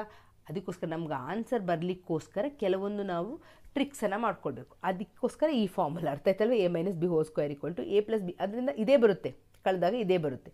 ಅದಕ್ಕೋಸ್ಕರ ಬೆಲೆ ಕಂಡುಹಿಡೀರಿ. ನೀವು ಎಷ್ಟು ಕಲ್ತಿದ್ದೀರಾ ಅಂತ ಈಗ ಗೊತ್ತಾಗುತ್ತೆ. ಯಾಕೆ ಅಂತ ಹೇಳಿದ್ರೆ ನಿಮಗೆ ಕ್ಲಾಸಲ್ಲೂ ಎಲ್ಲರೂ ಟೀಚರ್ಸ್ ಹೇಳಿರ್ತಾರೆ ಏನಂತ, ಮಕ್ಕಳೇ ಕಾಸ್ 6 ಇದು ಬೆಲೆ ಕಂಡುಹಿಡೀರಿ. ಕಾಸ್ 60 ಅಂತ ಹೇಳಿದ್ರೆ ಎಷ್ಟು ಬೆಲೆ ಅದು ಗೊತ್ತಿರಬೇಕು ನಿಮಗೆ. ಸೈನ್ 6 ಸೀಕೆಂಡ್ 30 ಅಂತ ಹೇಳಿದ್ರೆ ಬೆಲೆ ಎಷ್ಟು ಅಂತ ಗೊತ್ತಿರಬೇಕು. ಟ್ಯಾನ್ ಸ್ಕ್ವೇರ್ 45 ಅಂದರೆ ಬೆಲೆ ಎಷ್ಟು ಅಂತ ಗೊತ್ತಿರಬೇಕು. ಬೆಲೆ ಗೊತ್ತಿದ್ರೆ ಇಲ್ಲಿ ಬೆಲೆಗೆ ಹಚ್ಚಿಬಿಟ್ರೆ ಮುಗಿದೋಯ್ತು, ಅಷ್ಟೇ. ಈಸಿ ಇದೆ ಮಕ್ಕಳೇ. ನೀವು ಕಲ್ತಿಲ್ಲ ಅಂತ ಹೇಳಿದ್ರೆ ನೋಡಿ, ಹತ್ತಿರ ಬಂತು ಎಕ್ಸಾಮು, ಈಗಲಾದರೂ ಮನಸ್ಸಿಟ್ಟು ಕಲೀರಿ. ಆಗುತ್ತೆ, ಖಂಡಿತ ಆಗುತ್ತೆ. 5 ಇಂಟು ಈಗ ಕಾಸ್ ಸ್ಕ್ವಯರ್ 60 ಅಂತ ಹೇಳಿದ್ರೆ ಎಷ್ಟು ನಮಗೆ ಬರ್ತದೆ? 1/2. ಅರ್ಥ ಆಯ್ತಲ್ಲ ಮಕ್ಕಳೇ? ನೀವು ಆ ಇದನ್ನು ಬಾಕ್ಸನ್ನು ನಿಮ್ಮ ಕಣ್ಮುಂದೆ ಬರಬೇಕು ಮಕ್ಕಳೇ. ಸೈನ್ 0 ಅಂದರೆ ಎಷ್ಟು, ಸೈನ್ 30 ಅಂದರೆ ಎಷ್ಟು, ಆ ಒಂದು ಲೈನ್ ಗೊತ್ತಾದರೆ ಕಾಸು ಅದರದ್ದು ಉಲ್ಟಾ. ಆಗ ಇದು 1/2. ಇಲ್ಲಿ ಸ್ಕ್ವಯರ್ ಇರೋದ್ರಿಂದ ನಾವೇನು ಮಾಡ್ತೀವಿ, ಇದಕ್ಕೆ ಘಾತ 2 ಅಂತ ಹಾಕ್ತೀವಿ. Plus 4 into secant square 30. ಸೀಕೆಂಡ್ದು ಬೆಲೆ ಎಷ್ಟು? 30 ಅಂತ ಹೇಳಿದರೆ 2/√3. ಇದನ್ನು ಹೋಲ್ ಸ್ಕ್ವಯರ್ ಅಂತ ಬರಿತೀರ. ಮೈನಸ್ ಟ್ಯಾನ್ ಸ್ಕ್ವೇರ್ 45 ಅಂತ ಹೇಳಿದ್ರೆ 1 ಸ್ಕ್ವಯರ್ ಅಂತ ಬರುತ್ತೆ. ಈಗ ಬೈ ಇಲ್ಲಿ ಸೈನ್ ಸ್ಕ್ವಯರ್ 30 ಅಂತ ಕೇಳಿದರೆ ಸೈನ್ 30 ಬೆಲೆ 1/2 ಹೋಲ್ ಸ್ಕ್ವಯರ್ ಅಂತ ಬರಿತೀನಿ. ಇಲ್ಲಿ ಪ್ಲಸ್ ಇದೆ, ಪ್ಲಸ್ ಹಾಕಿ. ಕಾಸ್ 30 ಅಂದರೆ √3/2 ಹೋಲ್ ಸ್ಕ್ವಯರ್ ಅಂತ ಬರಿತೀನಿ. ಓಕೆ, ಇಲ್ಲಿ 5 ಇಂಟು 1 ಸ್ಕ್ವೇರ್ ಮಾಡಿದ್ರೆ 1, 2 ಸ್ಕ್ವೇರ್, 2ಅನ್ನು 2 ಸಲ ಗುಣಿಸಿದಾಗ ನನಗೆ 4 ಬರ್ತದೆ. ಪ್ಲಸ್ 4 ಇಂಟು 2ಅನ್ನು 2 ಸಲ ಗುಣಿಸ್ಬೇಕು, 2 ಸ್ಕ್ವೇರ್ ಅಂತ ಹೇಳಿದ್ರೆ ಆಗ ಮೇಲೆ 4 ಬಂತು. ಕೆಳಗೆ √3 √3 ಹೋಲ್ ಸ್ಕ್ವೇರ್ ಅಂತಿದ್ರೆ ಈ ಸ್ಕ್ವೇರ್ ಮತ್ತು ರೂಟ್ ಕ್ಯಾನ್ಸಲ್ ಆಗಿ ಇಲ್ಲಿ ಬೇರೆ 3 ಉಳ್ಕೊಳ್ಳುತ್ತೆ. ಮೈನಸ್ 1 ಸ್ಕ್ವೇರ್ ಅಂದರೆ 1 ಸ್ಕ್ವೇರ್, ಮೇಲೆ 1 ಸ್ಕ್ವೇರ್ ಅಂದರೆ 1, ಕೆಳಗೆ 2 ಇದೆ, 2 ಸ್ಕ್ವೇರ್ನ ಮಾಡಿದಾಗ 4 ಬರ್ತದೆ. ಪ್ಲಸ್ ಇಲ್ಲಿ √3 ಹೋಲ್ ಸ್ಕ್ವೇರ್ ಅಂದರೆ ಗೊತ್ತಿದೆ ನಿಮಗೆ ಏನು ಬರ್ತದೆ? 3 ಬರ್ತದೆ. ಬೈ 2 ಸ್ಕ್ವೇರ್ ಅಂತ ಹೇಳಿದ್ರೆ ಕೆಳಗೆ 4 ಬರ್ತದೆ. ಅಂಶ ಮತ್ತು ಛೇದ ಎರಡನ್ನೂ ನಾವು ಸ್ಕ್ವೇರ್ ಮಾಡಬೇಕು, ಆಗ ನಮಗೆ ಈ ವ್ಯಾಲ್ಯೂ ಬರ್ತದೆ. ಈಗ 5 ಒಂದ್ಲಿ ಎಷ್ಟು ಬಂತು ಮಕ್ಕಳೇ? 5 ಒಂದ್ಲಿ 5/4 ಪ್ಲಸ್ 4 16/3 ಮೈನಸ್ 1 ಬೈ, ಇಲ್ಲಿ ನೋಡಿ ಛೇದ ಒಂದೇ ಇರೋದ್ರಿಂದ ಈಸಿಯಾಗಿ ಕೂಡಿಸ್ಬೋದು. 4 3 ಮತ್ತು 1ಅನ್ನು ಡೈರೆಕ್ಟ್ ಕೂಡಿಸಿದಾಗ 4 ಬರ್ತದೆ. 4 ಒಂದ್ಲಿ 4, ಆಗ ಉಳ್ಕೊಳ್ಳೋದು ಕೆಳಗೆ ಛೇದದಲ್ಲಿ 1 ಉಳ್ಕೊಳ್ತದೆ. ಆಗ ಛೇದದಲ್ಲಿ 1 ಉಳ್ಕೊಂಡ್ರೆ ಅದು ಬರೆದ್ರೂ ಒಂದೇ, ಬರೆಯದಿದ್ದರೂ 1 ಅಂತಲೇ ಅರ್ಥ. ಅಂಡರ್ಸ್ಟುಡ್? ಆಗ ನಾವು ಅದನ್ನು ಅಲ್ಲಿಗೆ ಬಿಡೋಣ. ನಾವಿಲ್ಲಿ ಉಳ್ಕೊಂಡಿರೋದೇನಿದೆ ಮೇಲಿರೋದನ್ನು ಅಂಶವನ್ನು ಮಾತ್ರ ಬರ್ಕೊಳ್ಳಿ. 5/4 ಮೇಲಿರೋದನ್ನು ಮಾತ್ರ ಬರ್ಕೊಂಡಿದ್ದೀನಿ. Plus 16/3 minus 1. ಈಗ ಇದರ ಲಾಸಹ LCM ಫೈಂಡ್ ಔಟ್ ಮಾಡಿದಾಗ 12 ಬರ್ತದೆ. 4 3 12, 2 ಒಂದೇ ಮಗ್ಗಿಲು ಹೋಗಲ್ಲ, ಸೊ 12 ಅಂತ ಬರಿತೀರಾ. 4 ಎಸ್ಲಿ 12, 4 3ಲಿ 12, ಆಗ 5 3ಲಿ ಎಷ್ಟಾಗುತ್ತೆ? 15 ಆಗುತ್ತೆ. ಪ್ಲಸ್ 3 ಎಸ್ಲಿ 12, 3 4ಲಿ 12. ಅರ್ಥ ಆಯ್ತಲ್ಲ ಮಕ್ಕಳೇ? ಆಗ 16 4ಲಿ ಎಷ್ಟು ಬಂತು? 16 4ಲಿ 64 ಆಗುತ್ತೆ. ಪ್ಲಸ್ 64 ಮೈನಸ್ ಇಲ್ಲಿ ಏನಿಲ್ಲ ಅಂತ ಹೇಳಿದ್ರೆ 1 ಅಂತ ಅರ್ಥ. 1 ಎಸ್ಲಿ 12, 1 12ಲಿ, ಸೊ ಇದು 12. 12 ಒಂದ್ಲಿ ಎಷ್ಟಾಯಿತು? 12. ಇದೆರಡನ್ನ ಕೂಡಿಸ್ಕೊಳ್ಳಿ. 4 5 9, 6 1 7, 79 ಮೈನಸ್ 12/12. 79ರಿಂದ 9ರಿಂದ 2 ಕಳೆದ್ರೆ 7, 7ರಿಂದ 1 ಕಳೆದ್ರೆ 6/12. ಇದು ಇದರ ಉತ್ತರ ಮಕ್ಕಳೇ. ಓಕೆ, ಇದನ್ನು ಸ್ವಲ್ಪ ಪ್ರಾಕ್ಟೀಸ್ ಮಾಡಿ. ಇದನ್ನು ಮಾಡಿಬಿಟ್ರೆ ನೀವು ಇದನ್ನು ಗುಣಿಸೋದು ಇದು ಗೊತ್ತಾಗ್ತದೆ. ಇದನ್ನು ಫಸ್ಟ್ ಕಲ್ತ್ಕೊಂಡಿರಬೇಕು. ಓಕೆನಾ? ಅಥವಾ ಇನ್ನೊಂದು ಲೆಕ್ಕ ಕೇಳಿದ್ದಾರೆ ನೋಡಿ, ಅದು 1 ಅದನ್ನು ಸಾಧಿಸಲಿಕ್ಕೆ ಕೊಟ್ಟಿದ್ದಾರೆ. 1 ಪ್ಲಸ್ ವಿಧಾನದಲ್ಲಿ ಮಾಡ್ಬೋದು, ಹೇಗೆ ಬೇಕಾದರೂ ಮಾಡಿ. ಅರ್ಥ ಆಯ್ತಲ್ಲ? ನಾನು LHS ತೊಗೊಂಡು RHS ಮಾಡ್ತೀನಿ, ಆದರೆ ಎಲ್ಲ ಫುಲ್ಲು LHS ತೊಗೊಂಡು ಲಾಸ್ಟಿಗೆ RHS ಬರೋಲ್ಲ, ಇಲ್ಲಿ ಮಧ್ಯದಲ್ಲಿ ನಿಂತ್ಕೊಳ್ಳುತ್ತೆ. ಆಮೇಲೆ RHSನೂ ತೊಗೊಂಡು ಬಂದು LHS = RHS ಮಾಡ್ಕೊಳ್ಬೇಕು ಈ ಲೆಕ್ಕದಲ್ಲಿ. ಅಥವಾ ಇನ್ನೊಂದು ವಿಧಾನ ಇದ್ದರೆ ಆ ವಿಧಾನ ಬೇಕಾದರೂ ಮಾಡ್ಬೋದು. ಆನ್ಸರ್ ನಮಗೆ ಸೇಮ್ ಬಂದರೆ ಆಯಿತು. ಓಕೆ, ನಾನಿಲ್ಲಿ 1 ಪ್ಲಸ್ ಸೀಕೆಂಟ್ A ಅಂತ ಹೇಳಿದ್ರೆ ನನಗೆ 1/cos A ಅಂತ ಬರಿಬೇಕು. ಸೀಕೆಂಟ್ A ಅಂತ ಹೇಳಿದ್ರೆ ಪುನಃ 1/cos A ಅಂತ ಬರಿತೀನಿ. ಮಕ್ಕಳು ಇಲ್ಲಿ ಅಂಶದಲ್ಲಿ ಕೆಳಗೆ ಕಾಸ್ ಎ ಇರೋದ್ರಿಂದ ಕಾಸ್ ಎನ ಹಾಗೆ ಬರೆದ್ಬಿಟ್ಟು ಕಾಸ್ ಎ ಇಂಟು 1 ಇದನ್ನು ಗುಣಿಸಿದಾಗ ನನಗೆ ಕಾಸ್ ಎ ಪ್ಲಸ್ 1 ಬರ್ತದೆ. ಬೈ 1 ಬೈ ಕಾಸ್ ಎ ಬಂತು ಮಕ್ಕಳೇ. ಈ ಕಾಸ್ ಎ ಕೆಳಗಿರೋ ಕಾಸ್ ಎ ಇಲ್ಲಿನೂ ಕೆಳಗಿರೋ ಕಾಸ್ ಎ ಕ್ಯಾನ್ಸಲ್ ಆಗಿ ನನಗೆ ಉಳ್ಕೊಳ್ಳೋದು ಕಾಸ್ ಎ ಪ್ಲಸ್ 1 ಬೈ 1 ಅಂತ ಹೇಳಿದ್ರೆ ಕಾಸ್ ಎ ಪ್ಲಸ್ 1 ಇದು ಮಾತ್ರ ಉಳ್ಕೊಳುತ್ತೆ. ಇಲ್ಲಿ ಈಗ ನಾನು ಸೈನ್ ಸ್ಕ್ವಯರ್ ಎನ ತೊಗೊಳ್ತೀನಿ. ನನಗೆ ಗೊತ್ತು ಸೈನ್ ಸ್ಕ್ವಯರ್ ಎ ಅಂತ ಹೇಳಿದ್ರೆ ನನಗೆ sine square A plus cos square A equal to ಎಷ್ಟು ಅಂತ ಗೊತ್ತು, 1 ಅಂತ ಗೊತ್ತು. ಇಲ್ಲಿ ಸೈನ್ ಸ್ಕ್ವಯರ್ ಎ ಮಾತ್ರ ಇರೋದ್ರಿಂದ sine square A equal to ಏನಿದೆ ಇಲ್ಲಿ 1. ಇದನ್ನು ಆಚೆಗೆ ತೊಗೊಂಡೋದ್ರೆ ಏನಾಯಿತು, ಮೈನಸ್ ಕಾಸ್ ಸ್ಕ್ವಯರ್ ಎ ಆಯಿತು. ಆಗ ಈ ಸೈನ್ ಸ್ಕ್ವಯರ್ ಎ ಇದ್ದ ಜಾಗದಲ್ಲಿ ನಾನು ಏನಂತ ಬರೀಬೇಕು, 1 ಮೈನಸ್ ಕಾಸ್ ಸ್ಕ್ವಯರ್ ಎ ಅಂತ ಬರೀರಿ. 1 minus cos square A by 1 minus cos A ಅಂತ ಬರಿತೀನಿ. ಮಕ್ಕಳೇ ಇಲ್ಲಿ 1 ಸ್ಕ್ವಯರ್ ಅಂತ ತೊಗೊಂಡ್ರೆ ನಾನು ಇದು A square minus B square ರೂಪದಲ್ಲಿ ಬರ್ತದೆ. ಇದನ್ನು 1 ಸ್ಕ್ವಯರ್ ಅಂತ ಬರಿಬೋದು ತಾನೆ. 1 ಸ್ಕ್ವಯರ್ ಅಂತ ಹೇಳಿದ್ರೆ 1 ತಾನೆ. ಆಗ ನಾನೀಗ ಇದು A square minus B square ಆದರೆ ಏನಂತಾಗುತ್ತೆ, A plus B into A minus B ಆಗುತ್ತೆ. ಓಕೆನಾ. ಆಗ ಇದು ಏನು ಬರೀತೀರ ನೀವು, 1 ಪ್ಲಸ್ ಕಾಸ್ ಎ, ಇನ್ನೊಂದನ್ನು 1 ಮೈನಸ್ ಕಾಸ್ ಎ ಅಂತ ಬರಿತೀರ. ಇಲ್ಲಿ ಕೆಳಗೆ ಏನಿದೆ, 1 ಮೈನಸ್ ಕಾಸ್ ಎ ಇದೆ. ಓಕೆನಾ. ಈ 1 ಮೈನಸ್ ಕಾಸ್ ಎ, ಈ 1 ಮೈನಸ್ ಕಾಸ್ ಎ ಏನಾಗುತ್ತೆ, ಕ್ಯಾನ್ಸಲ್ ಆಗುತ್ತೆ. ಉಳ್ಕೊಳ್ಳೋದೇನು, 1 ಪ್ಲಸ್ ಕಾಸ್ ಎ ಅಲ್ವಾ. 1 ಪ್ಲಸ್ ಕಾಸ್ ಎ ನೋಡಿ, ಇಲ್ಲೂ ಅದೇ ಉಳ್ಕೊಂಡಿದೆಯಲ್ಲ, 1 ಪ್ಲಸ್ ಕಾಸ್ ಎ, ಇಲ್ಲೂ 1 ಪ್ಲಸ್ ಕಾಸ್ ಎ ಉಳ್ಕೊಂಡಿದೆ. ಆಗ L H S equal to R H S. ಅರ್ಥ ಆಯ್ತಲ್ಲ ಮಕ್ಕಳೇ, L H S equal to R H S ಆಗುತ್ತೆ. ನೆಕ್ಸ್ಟ್ ಪ್ರೊಸೀಡಿ ವಜ್ರಾಕೃತಿಯಲ್ಲಿ ಎ ಕೊಟ್ಟಿದ್ದಾರೆ. ವಜ್ರಾಕೃತಿ ಅಂತ ಹೇಳಿದ್ರೆ ಡೈಮಂಡ್ ಶೇಪಲ್ಲಿ ಇರ್ತದೆ. ಅರ್ಥ ಆಯ್ತಲ್ವಾ. ಆ ಚಿತ್ರ ನಿಮ್ಮ ಕಣ್ಣು ಮುಂದೆ ಬರಬೇಕು. ವಜ್ರಾಕೃತಿಯ ವಿಸ್ತೀರ್ಣ ಏನು, ವಿಸ್ತೀರ್ಣ ವಜ್ರಾಕೃತಿಯ ವಿಸ್ತೀರ್ಣ, ವಜ್ರಾಕೃತಿ ಹೀಗಿರುತ್ತೆ. ವಜ್ರಾಕೃತಿಯ ವಿಸ್ತೀರ್ಣ ಕಂಡುಹಿಡಿಯೋ ಸೂತ್ರ ಏನು ಕಂಡುಹಿಡಿತೀರಾ, ಫಾರ್ಮುಲಾ ಗೊತ್ತಿದೆ, half into D1 into D2 ಅಂತ. ಈಗ D1 ಅಂತ ಹೇಳಿದ್ರೆ ಏನು, ಈ ಡಯಾಗ್ನಲ್ ಅಂದರೆ ಕರ್ಣಗಳು. ಒಂದು ಕರ್ಣ ಕೊಟ್ಟಿದ್ದಾರೆ ನೋಡಿ, ಇಲ್ಲಿ ಇದನ್ನು ಎ ಬಿ ಸಿ ಡಿ ಅಂತ ಕೊಟ್ಟಿದ್ದಾರೆ. ಎ ಬಿ ಸಿ ಡಿ ಅಲ್ವಾ. ಎ ಬಿ ಸಿ ಡಿ ವಜ್ರಾಕೃತಿಯಲ್ಲಿ ಎ ಎಷ್ಟು ಕೊಟ್ಟಿದ್ದಾರೆ, 2 ಮತ್ತು 4 ಕೊಟ್ಟಿದ್ದಾರೆ. ಸಿ ಕೊಟ್ಟಿದ್ದಾರೆ, ಎಷ್ಟು ಕೊಟ್ಟಿದ್ದಾರೆ, 8 ಮತ್ತು 12 ಅಂತ ಕೊಟ್ಟಿದ್ದಾರೆ. ಬಿ ಡಿ ಅಂದರೆ ಈ ಲೈನ್ದು ಉದ್ದ ಕೊಟ್ಟಿದ್ದಾರೆ. ಅರ್ಥ ಆಯ್ತಲ್ಲ ಮಕ್ಕಳೇ, ಯಾವ ಲೈನ್ದು ಉದ್ದ ಕೊಟ್ಟಿದ್ದಾರೆ, ಈ ಲೈನ್ದು ಉದ್ದಕ್ಕನ್ನು ಕೊಟ್ಟಿದ್ದಾರೆ. ಇದು ಈ ಲೈನ್ದು ಉದ್ದ ಕೊಟ್ಟಿದ್ದಾರೆ. ಬಿ ಡಿ ಎಷ್ಟು ಕೊಟ್ಟಿದ್ದಾರೆ, ಬಿ ಡಿಯನ್ನು 5 ಮಾನ ಅಂತ ಕೊಟ್ಟಿದ್ದಾರೆ. ಇದು ಅಳತೆಯನ್ನು ಕೊಟ್ಟರೆ ನಾವು ಯಾವುದನ್ನು ಕಂಡುಹಿಡಿಬೇಕೀಗ, ಎ ಸಿಯ ಮಾನವನ್ನು ಕಂಡುಹಿಡಿಬೇಕು. ಎ ಸಿಯ ಮಾನ ಕಂಡುಹಿಡಿಯೋದು ಅಂತ ಹೇಳಿದ್ರೆ ಏನು, ಈ ಉದ್ದವನ್ನು ಕಂಡುಹಿಡಿಬೇಕು. ಇದನ್ನು ಕಂಡುಹಿಡಿಯೋದು ಹೇಗೆ ಮಕ್ಕಳೇ, ಈ ಉದ್ದ ದೂರ ಏನು ಕಂಡುಹಿಡಿಬೇಕು, ಡಿ ಫಾರ್ಮುಲಾ ಹಾಕಿ ಇದನ್ನು ಕಂಡುಹಿಡಿಬೇಕು. ಗೊತ್ತಾಯ್ತು ಅಂತ ತಿಳ್ಕೊಳ್ತೀನಿ. ಇಷ್ಟೊತ್ತಿಗೆ ಮಾಡಿರ್ತೀರಾ ಅಂತ ತಿಳ್ಕೊಳ್ತೀನಿ. ಆಮೇಲೆ ಈ ಫಾರ್ಮುಲಾಕ್ಕೆ ಸಬ್ಸ್ಟಿಟ್ಯೂಟ್ ಮಾಡಿದ್ರೆ ಆಯಿತು. ಓಕೆ, ಪಾಸ್ ಮಾಡಿ ನಾನು ಮಾಡ್ತಾ ಬರ್ತೀನಿ. x2 AC equal to root x2 minus x1 whole square plus y2 minus y1 whole square. ಮಕ್ಕಳೇ ಇದನ್ನು ನಿಮಗೆ ಗೊತ್ತಿದ್ದರೂ ಗೊತ್ತಿಲ್ಲದಿದ್ರು x1 y1 ಅಂತ ಬರ್ಕೊಳ್ಳಿ. ಯಾಕೆಂತಂದರೆ ಕನ್ಫ್ಯೂಸ್ ಮಾಡಿ ತಪ್ಪು ಮಾಡಬೇಡಿ. x2 y2 ಅಂತ ಬರ್ಕೊಳ್ಳಿ. ಇದರ ದೂರವನ್ನು ಕಂಡುಹಿಡಿಲಿಕ್ಕೆ ಹೋಗ್ತಾ ಇರೋದು ನಾವೀಗ ಎ ಸಿಯನ್ನು. ಈಗ ರೂಟ್ x2 ಇದ್ದ ಜಾಗದಲ್ಲಿ 8 ಇದೆ. 8 ಮೈನಸ್ x1 ಅಂತೇಳಿದ್ರೆ 2 ಹೋಲ್ ಸ್ಕ್ವಯರ್. ಅರ್ಥ ಆಯ್ತಲ್ವ. ಇದು x2, ಇದು x1. 8ರಿಂದ 2 ಕಳೀತಿದ್ದೀರಾ. ಮತ್ತು ಪ್ಲಸ್ y2 ಇದ್ದ ಜಾಗದಲ್ಲಿ 12 ಇದೆ. 12 ಮೈನಸ್ y1 ಅಂತೇಳಿದ್ರೆ 4 ಹೋಲ್ ಸ್ಕ್ವಯರ್. ಯಾಕೆ ಬರ್ಕೋಬೇಕು ಅಂತ ಗೊತ್ತಾಯ್ತಲ್ವ. ಆಗ ನಿಮಗೆ ಸರಿಯಾಗಿ ಬಿಡಿಸ್ಲಿಕ್ಕೆ ಈಸಿ ಆಗುತ್ತೆ. ರೂಟ್ 8ರಿಂದ 2 ಕಳೆದ್ರೆ ಎಷ್ಟಾಗುತ್ತೆ, 6 ಸ್ಕ್ವಯರ್ ಆಗುತ್ತೆ. ಪ್ಲಸ್ 12ರಿಂದ 4 ಕಳೆದ್ರೆ ಎಷ್ಟಾಯಿತು, 8 ಸ್ಕ್ವಯರ್. ಸ್ಕ್ವಯರ್ ಅಂತ ಹೇಳಿದ್ರೆ ಇದರ ವರ್ಗ ಕಂಡುಹಿಡಿಬೇಕು. 6ಅನ್ನು 2 ಸಲ ಗುಣಿಸ್ಬೇಕು. 6 ಗುಣಿಸು 6 ಅಂತ ಮಾಡಿ. 6 ಎಷ್ಟು ಬರ್ತದೆ, 36. ನೀವು ತುಂಬ ಜನ 6 2 12 ಅಂತ ಬರೆದಿರ್ತೀರ. ಹಾಗೆ ಮಾಡಲಿಕ್ಕೆ ಕೊಡೋದು. 6 36 ಪ್ಲಸ್ 8 ಸ್ಕ್ವಯರ್ ಅಂತ ಹೇಳಿದ್ರೆ 8ಅನ್ನು 2 ಸಲ ಗುಣಿಸೋದು. 8 ಇಂಟು 8 ಅಂತ. 8 8 ಎಷ್ಟು, 64. ಆಗ 64. 64 ಮತ್ತು 36ನ ಕೂಡಿಸಿ. 6 4 10, 1 6 1 7 3 10, 100 ಬಂತು. ಈಗ 100ರ ವರ್ಗಮೂಲ ಎಷ್ಟು, 10. 100ರ ವರ್ಗಮೂಲ ಎಷ್ಟು, 10. ಆಗ ಎ ಸಿ ಎಷ್ಟು ಸಿಕ್ತು ಮಕ್ಕಳೇ, ಎ ಸಿ 10 ಮಾನ ಸಿಕ್ತು. ಈಗ ನಾವು ಏನು ಮಾಡಬೇಕು, ವಜ್ರಾಕೃತಿಯ ವಿಸ್ತೀರ್ಣ ಸೂತ್ರ ನಮಗೇನು ಗೊತ್ತಿದೆ, ಅರ್ಧ ಇಂಟು D1 ಇಂಟು D2. ಒಂದು D1 ಅವರೇ ಕೊಟ್ಟಿದ್ದಾರೆ, ಅರ್ಧ ಇಂಟು D1 ಎಷ್ಟು ಕೊಟ್ಟಿದ್ದಾರೆ 5 ಅಂತ ಕೊಟ್ಟಿದ್ದಾರೆ. ಇನ್ನೊಂದು D1 D2 ಅನ್ನು ನಾವೀಗ ಕಂಡಿಟ್ಕೊಂಡಿದ್ದೀವಿ. 2 1 2 5 10. ಆಗ ಉಳ್ಕೊಳ್ಳೋದು ಮೇಲೆ 5 ಮತ್ತು 5 ಮತ್ತು ಇಲ್ಲೊಂದು 5 5 ಇಷ್ಟು 25. ಆಗ 25 ಮಾನಗಳು, ಚದರ ಮಾನಗಳು ಅಂತ ಬರೀಬೇಕು. ವಿಸ್ತೀರ್ಣ ಅಲ್ವಾ, ಅದಕ್ಕೆ ಏನಂತ ಬರಿತೀವಿ, ಚದರ ಮಾನಗಳು,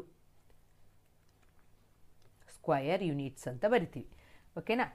ಈಗ ನೆಕ್ಸ್ಟ್ ಕ್ವಶನ್ ಏನು ಕೇಳಿದ್ದಾರೆ ನೋಡೋಣ. ಇದು ತುಂಬ ಜನರಿಗೆ ಗೊತ್ತಿರ್ತದೆ, ಗೊತ್ತಿರೋರು ಆನ್ಸರ್ನ ನೋಡ್ಕೊಂಡು ಸ್ಕಿಪ್ ಮಾಡ್ಕೊಳ್ಳಿ. ನಾನು ಒಂದು ವಿಡಿಯೋ ನೋಡಿದ್ರು ಅದರಲ್ಲಿ ಸ್ವಲ್ಪ ಕಲ್ತ್ಕೊಳ್ಬೇಕು ಮಕ್ಕಳು ಅಂತ ಹೇಳೋದು ನನ್ನ ಆಶಯ. ಆದ್ದರಿಂದ ನಾನು ಇದನ್ನು ಫಸ್ಟ್ ಮಗುವಿಗೆ ಕಲಿಸ್ಬೇಕಾದ್ರೆ ಹೇಗೆ ಕಲಿಸ್ಬೇಕು ಹಾಗೆಯೇ ನಾನು ಇದನ್ನು ವಿಡಿಯೋ ಮಾಡ್ಕೊಂಡು ಹೋಗ್ತಾ ಇದ್ದೀನಿ. ಕಲ್ತಿರೋ ಮಕ್ಕಳು ಏನಾಗ್ತದೆ, ಬೋರ್ ಆಗುತ್ತೆ, ಅವರು ಇದನ್ನು ಫಾರ್ವರ್ಡ್ ಮಾಡ್ಕೊಳ್ಳಿ, ಫಾಸ್ಟ್ ಫಾರ್ವರ್ಡ್ ಮಾಡಿ ನೆಕ್ಸ್ಟ್ ಇದಕ್ಕೂ ಹೋಗಿ ಆನ್ಸರ್ನ ನೋಡಿಕೊಂಡು. ಓಕೆ. ಈಗ ಎಕ್ಸ್ ಮಧ್ಯ ಬಿಂದುವನ್ನು ಕಂಡುಹಿಡಬೇಕು. ಏನು ಮಾಡಬೇಕು, ಇದನ್ನು ಮತ್ತು ಈ 5 ಮತ್ತು 15 ಏನು ಮಾಡಬೇಕು, ಕೂಡಿಸ್ಬೇಕು.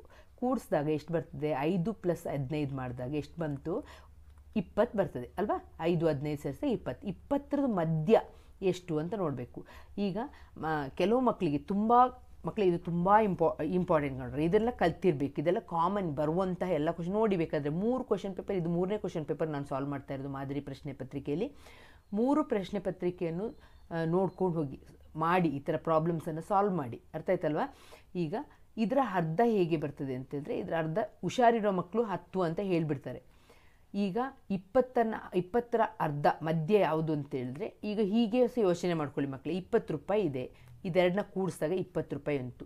ನೀವು ಮತ್ತು ನಿಮ್ಮ ತಮ್ಮ ಇದ್ದೀರಾ, ಇಬ್ಬರು ಕರೆಕ್ಟ್ ಹಾಫ್ ತೊಗೋಬೇಕು, ಅರ್ಧ ತೊಗೋಬೇಕು. ಆಗ ಅರ್ಧ ಎಷ್ಟು ಬರ್ತದೆ, ಎಷ್ಟು ರೂಪಾಯಿ ತೊಗೊಳ್ತೀರಿ 20 ರೂಪಾಯಿಲಿ, ಆಗ ಅರ್ಧ ರೂಪಾಯಿ 10 ರೂಪಾಯಿ ತೊಗೊಳ್ತೀರ.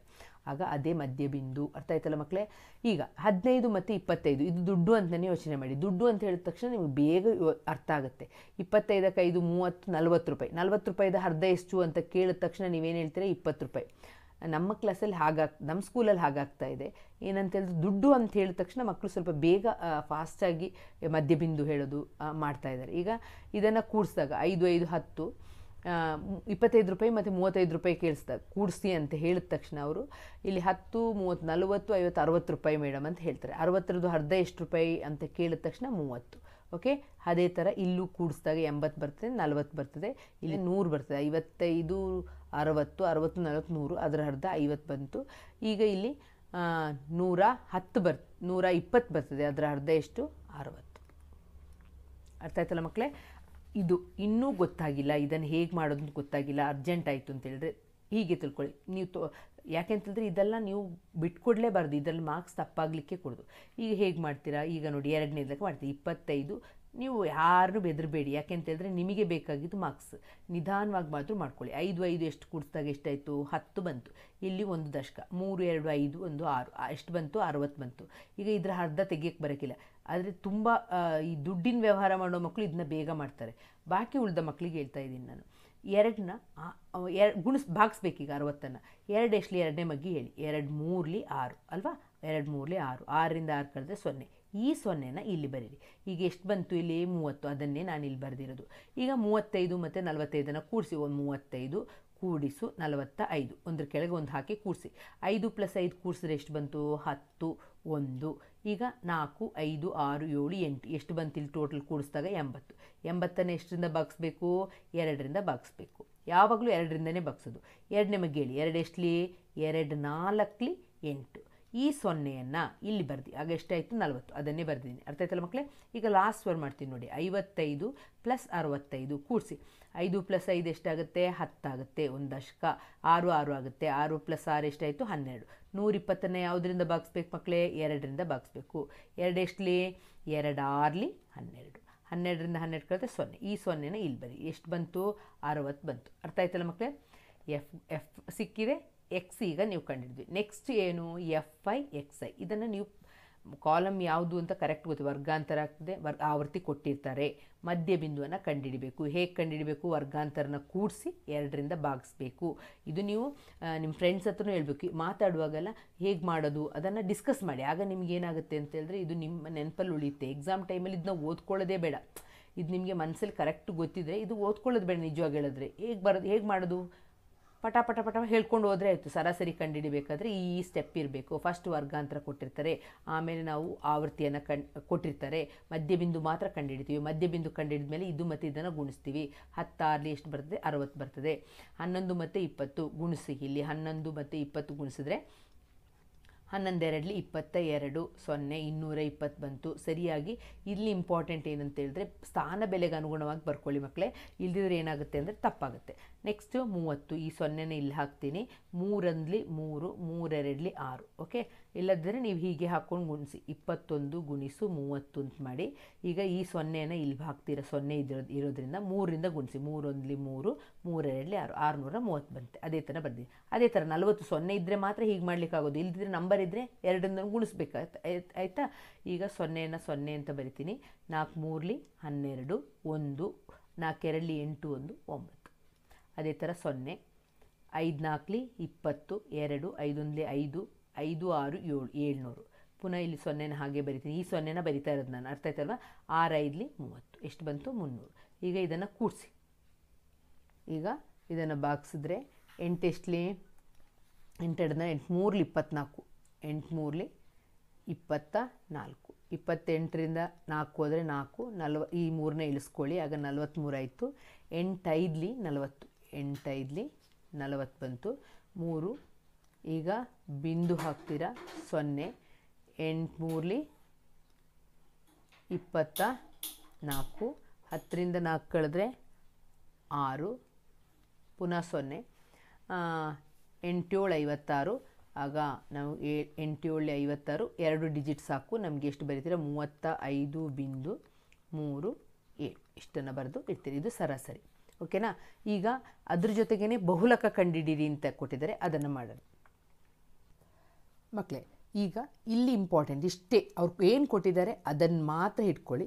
ಅದನ್ನು ಇಟ್ಕೊಂಡು ಫಸ್ಟು F1 ಕಂಡುಹಿಡಿಬೇಕು ಮಕ್ಕಳೇ. ಯಾವ್ದು ದೊಡ್ಡದಿದೆ ನೋಡಬೇಕು, ಇದರಲ್ಲಿ ಯಾವ್ದು ದೊಡ್ಡದು? 61 ದೊಡ್ಡದು ಅಲ್ವಾ? ಆಗ ಇದನ್ನು ಈ ರೀತಿ ಬಾಕ್ಸ್ ಹಾಕಿ ಇಟ್ಕೊಳ್ಳಿ. ಓಕೆ, ಇದನ್ನು ಯಾಕೆ ಅಂತೇಳಿದ್ರೆ ಈಸಿ ಆಗುತ್ತೆ ನೋಡ್ಕೊಳ್ಳಿ. ಇಲ್ಲಿ ಇದು F1 ಅರ್ಥ. ಇದರ ಹಿಂದೆ ಇರೋದನ್ನು ಏನಂತ ತೊಗೊಳ್ತೀವಿ? F0. ಮುಂದೆ ಇರೋದನ್ನು F2 ನೋಡಿ. 0 1 2, F0 F1 F2 ಇದೇ ಥರ ಬರುತ್ತೆ. ಅರ್ಥ ಆಯ್ತಲ್ಲ? ಯಾವುದು ದೊಡ್ಡದೋ ಅದಕ್ಕೆ F1 ಅಂತ ಹಾಕ್ಕೊಳ್ತೀರಾ. ಆಮೇಲೆ ಇದನ್ನು ಯಾಕೆ ಹೀಗೆ ಹಾಕ್ಕೊಂಡೆ ಅಂತೇಳಿದ್ರೆ ನಮಗೆ ಇಲ್ಲಿ ಸೂತ್ರ ಗೊತ್ತಿರಬೇಕು. ಬಹುಲಕ ಗೊತ್ತಿಲ್ಲದಿದ್ದರೆ ಒಂದು 5 ಸಲ 10 ಸಲ ಬರೆದು ಕಲೀರಿ ಮಕ್ಕಳೇ.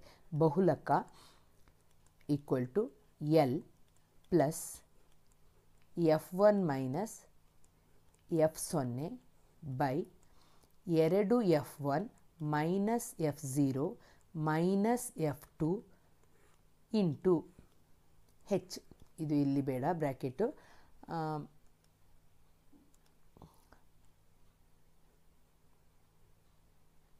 ಓಕೆನಾ? ಈಗ ಪ್ರತಿಯೊಂದು ಶಬ್ದನೂ ನಮ್ಗೆ ಗೊತ್ತಿರಬೇಕು. ಎಲ್ ಅಂತೇಳಿದ್ರೆ ಏನು? ಎಲ್ ಅಂದರೆ ಲೋವರ್ ಲಿಮಿಟ್, ಅಂದರೆ ಕೆಳಮಿತಿ. ಕೆಳಮಿತಿ ಎಷ್ಟು? ಎಲ್ಲನ್ನು ಬರ್ಕೊಳ್ಳಿ. ಎಲ್ ಇಸ್ ಈಕ್ವಲ್ ಟು ಎಷ್ಟಿದೆ ಕೆಳಮಿತಿ? ಇಲ್ಲಿ 60 ಇದೆ. ಆಗ ಎಲ್ಲನ್ನು 60 ಅಂತ ಬರಿತೀವಿ. ಆಮೇಲೆ F1 ನಿಮಗೆ ಗೊತ್ತಿದೆ, F0 ಗೊತ್ತಿದೆ, F2 ಗೊತ್ತಿದೆ. ಇನ್ನು ಹೆಚ್ಚನ್ನು ಹೆಂಗೆ ಕಂಡುಹಿಡಿತೀರಾ ಮಕ್ಕಳೇ? ಇಲ್ಲಿ ನೋಡಿ, ನಾವು ಯಾಕೆ ಮಾರ್ಕ್ ಮಾಡಿದ್ದೀವಿ ಅಂತ, ಇದು ಮೇಲ್ಮಿತಿ ಮೈನಸ್ ಕೆಳಮಿತಿ. ಅಂದರೆ 80ರಿಂದ 60 ಮೈನಸ್ ಮಾಡಿ. 60 ಮೈನಸ್ ಮಾಡಿದಾಗ ಎಷ್ಟು ಬಂತು? 20 ಬಂತು. ಆಗ ಎಷ್ಟಾಯಿತು? 20 ಆಯಿತು. ಇದು ಮೈನಸ್ ಮಾಡಿದಾಗ ಬರುವಂಥದ್ದು. ಈಗ ಇಲ್ಲಿಗೆ ನಾವು ಸಬ್ಸ್ಟಿಟ್ಯೂಟ್ ಮಾಡೋಣ. ಎಲ್ಲಿದ್ದ ಜಾಗಕ್ಕೆ 60 ಪ್ಲಸ್ F1 ಅಂತ ಹೇಳಿದ್ರೆ 61 ಮೈನಸ್ 52. F0 ಅಂತ ಹೇಳಿದ್ರೆ ಇಲ್ಲೇ ಉಂಟು, ಮಾರ್ಕ್ ಮಾಡಿದ್ದೀವಿ, ಬೈ 2 ಇಂಟು F1 ಅಂತ ಹೇಳಿದ್ರೆ 61 ಮೈನಸ್ F0 ಅಂತ ಹೇಳಿದರೆ 52 ಮೈನಸ್ 38 ಇಂಟು H. ಮಕ್ಕಳೇ, ಇಲ್ಲಿಂದು ಇಂಪಾರ್ಟೆಂಟಾಗಿ ಏನು ಯೋಚನೆ ಇಟ್ಕೊಂಡಿರ್ಬೇಕಂತಂದರೆ ಎಲ್ಲ ಪ್ರಾಬ್ಲಮ್ಗೂ ಇದನ್ನು ಬರ್ಕೊಳ್ಳಿ. ನಂಗೆ ಸ್ಪೇಸ್ ಸಾಲೋದಿಲ್ಲ, ನಾನು ಇಲ್ಲಿ ಮಾಡ್ತೀನಿ. ಎಲ್ಲ ಪ್ರಾಬ್ಲಮಲ್ಲೂ ಇಲ್ಲಿ ಮೈನಸ್ ಮೈನಸ್ ಇರೋದು, ಮೈನಸ್ F0 ಮೈನಸ್ F2 ಅಂತಿರೋದು. ಆಗ ಇದೆರಡು ಮೈನಸ್ ಮೈನಸ್ಸೇ ಬರುತ್ತೆ. ಹೀಗೆ ಬಂದಾಗ ಇದನ್ನ ಕೂಡಿಸ್ಬೇಕು ಅಂತಿರೋದು ಗೊತ್ತಿರಬೇಕು. ಈಗ ನೆಕ್ಸ್ಟ್ ಸ್ಟೆಪ್ಪು 60 ಪ್ಲಸ್ 61ರಿಂದ 52 ಕಳೆದ್ರೆ ಎಷ್ಟು ಬರ್ತದೆ? 9 ಬರ್ತದೆ. 9 ಬೈ 2 ಇಂಟು 1, 2 1 2, 6 2 12, 122 ಮೈನಸ್ ಇದೆರಡನ್ನು ಕೂಡಿಸ್ಕೋಬೇಕು ಮಕ್ಕಳೇ. 8 2 10 ಆಗುತ್ತೆ. 10 1 5 3 8 2 10, 5 3 8 1 9 90 ಇಂಟು ಹೆಚ್ಚು ಅಂತ ಹೇಳಿದ್ರೆ ನಾವು ಕಂಡುಹಿಡಿದಿದ್ದೀವಿ 20. ಅರ್ಥ ಆಯ್ತಲ್ಲ, ಇಲ್ಲಿ ಕಂಡುಹಿಡಿದ್ವಲ್ಲ ಅದನ್ನೇ ಬರ್ಕೊಳ್ಳೋದು. 60 ಪ್ಲಸ್ 9 122ರಿಂದ ನಾವು 2ರಿಂದ 0 ಹೋದರೆ 2, 12ರಿಂದ 9 ಹೋದರೆ ನಮಗೆ 32 ಬರುತ್ತೆ ಇಂಟು 20. ಇಲ್ಲೇ ನಿಮಗೆ ಸಿಕ್ಕಾಕೊಳ್ಳೋದು. ಏನು ಮಾಡ್ತೀರಾ ಅಂತ ಹೇಳಿದ್ರೆ ನೋಡಿ, ಇಲ್ಲಿ ಸುಲಭ ರೂಪಕ್ಕೆ ತರ್ಬೋದು, ಅಥವಾ ನಿಮಗೆ ಸುಲಭ ರೂಪಕ್ಕೆ ಇಲ್ಲಿ ಹೊಡೆದ್ಬಿಟ್ಟು ತರಲಿಕ್ಕೆ ಗೊತ್ತಿಲ್ಲ ಅಂತೇಳಿದ್ರೆ ಏನು ಮಾಡಿ, 20 ಮತ್ತು 9 ಗುಣಿಸಿ ಬಂದ ಉತ್ತರವನ್ನು 32ರಿಂದ ಭಾಗಿಸಿ ಬರೆದಿಡಬೇಕು. ಇಲ್ಲ ನಿಮಗೆ ಸುಲಭ ರೂಪಕ್ಕೆ ತರಲಿಕ್ಕಾಗುತ್ತೆ ಅಂತೇಳಿದ್ರೆ ಇದು 2ರಿಂದ ಭಾಗ ಆಗುತ್ತೆ. 2 1 2, 2 6 12, ಇಲ್ಲಿ 1 ಉಳ್ಕೊಳ್ತು, 2 6 12, 2 10 20. ಪುನಃ ಇಲ್ಲಿ 10 ಇದೆ, ಇಲ್ಲಿ 16 ಇದೆ, ಪುನಃ 2ರಲ್ಲಿ ಹೋಗುತ್ತೆ. 2 5 10, 2 8 16. ಅರ್ಥ ಆಯ್ತಲ್ಲ ಮಕ್ಕಳೇ? ಈಗ 9 ಮತ್ತು 5 ಈಗ 60 ಪ್ಲಸ್ 9 5 45 ಭಾಗಿಸು 8 ಭಾಗಿಸಿ 45 8ರಿಂದ ಭಾಗಿಸಿ. 8 5 40, 8 6 48 ಆಗುತ್ತೆ. ಆಗ 8 5 40, ಇದು 5. ಈಗ ಬಿಂದು ಹಾಕ್ಕೊಳ್ಳಿ 0, 8 6 48. ಓಕೆ, 2 ಡಿಜಿಟ್ಸ್ ಹಾಕಿ ಮಕ್ಕಳೇ. ಈಗ ಇದನ್ನು 60 ಕೂಡಿಸು, ಇದು 5.6 ನೋಡಿ. ಇದೆ 9 ಇಂಟು 20ನ ಕೂಡಿಸಿ 32ರಿಂದ ಭಾಗಿಸಿದ್ರು ನನಗೆ 5.6 ಬರ್ತಿತ್ತು. ಆಗ ಕೂಡಿಸಿದಾಗ ನನಗೆ ಎಷ್ಟು ಬಂತು? 65.6. ಒಂದು ಡಿಜಿಟ್ ತೊಗೊಂಡಿದ್ದೀನಿ ನಾನು, ಒಂದು ಡಿಜಿಟನ್ನು ಬರೆದಿದ್ದೀನಿ. ಓಕೆ, ಇಷ್ಟು ಬರೆದಿಟ್ಟರೆ ನಿಮಗೆ ಫುಲ್ ಮಾರ್ಕ್ಸ್ ಸಿಗ್ತದೆ. ತುಂಬ ಈಸಿ ಪ್ರಾಬ್ಲಮ್. ಇದೆರಡು ಪ್ರಾಬ್ಲಮಲ್ಲಿ ಯಾವುದಾದ್ರೂ ಒಂದು ಯಾವ್ದು ಬಂದರೂ ಮಾಡಲಿಕ್ಕೆ ಗೊತ್ತಿದೆ ಅಂತ ಹೇಳುವಾಗೆ ಕಲ್ತ್ಕೊಂಡು ಹೋಗಬೇಕು. ಪ್ರಾಕ್ಟೀಸ್ ಮಾಡಿ, ಪ್ರಾಕ್ಟೀಸ್ ಮಾಡಿದ್ರೆ ಮಾತ್ರ ಈ ಲೆಕ್ಕಗಳನ್ನೆಲ್ಲ ಮಾಡಲಿಕ್ಕಾಗೋದು. ಓಕೆ,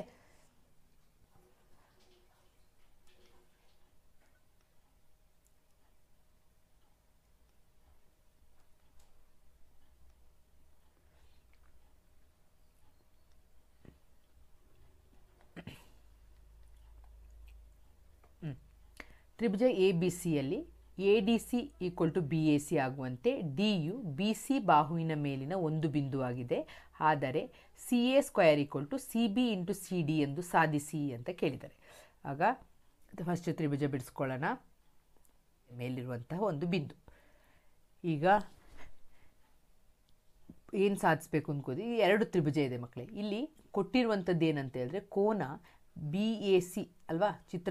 ಚಿತ್ರದಲ್ಲಿ ಕೊಟ್ಟಿದ್ದಾರೆ ಕೋನ ಬಿ ಎ ಸಿ ಈ ಕೋನ B A C equal to ಕೋನ ಎ ಡಿ ಸಿ ಅಂತ ಕೊಟ್ಟಿದ್ದಾರೆ. ಈ ಕೋನಕ್ಕೆ ಸಮ ಅಂತ ಕೊಟ್ಟಿದ್ದಾರೆ.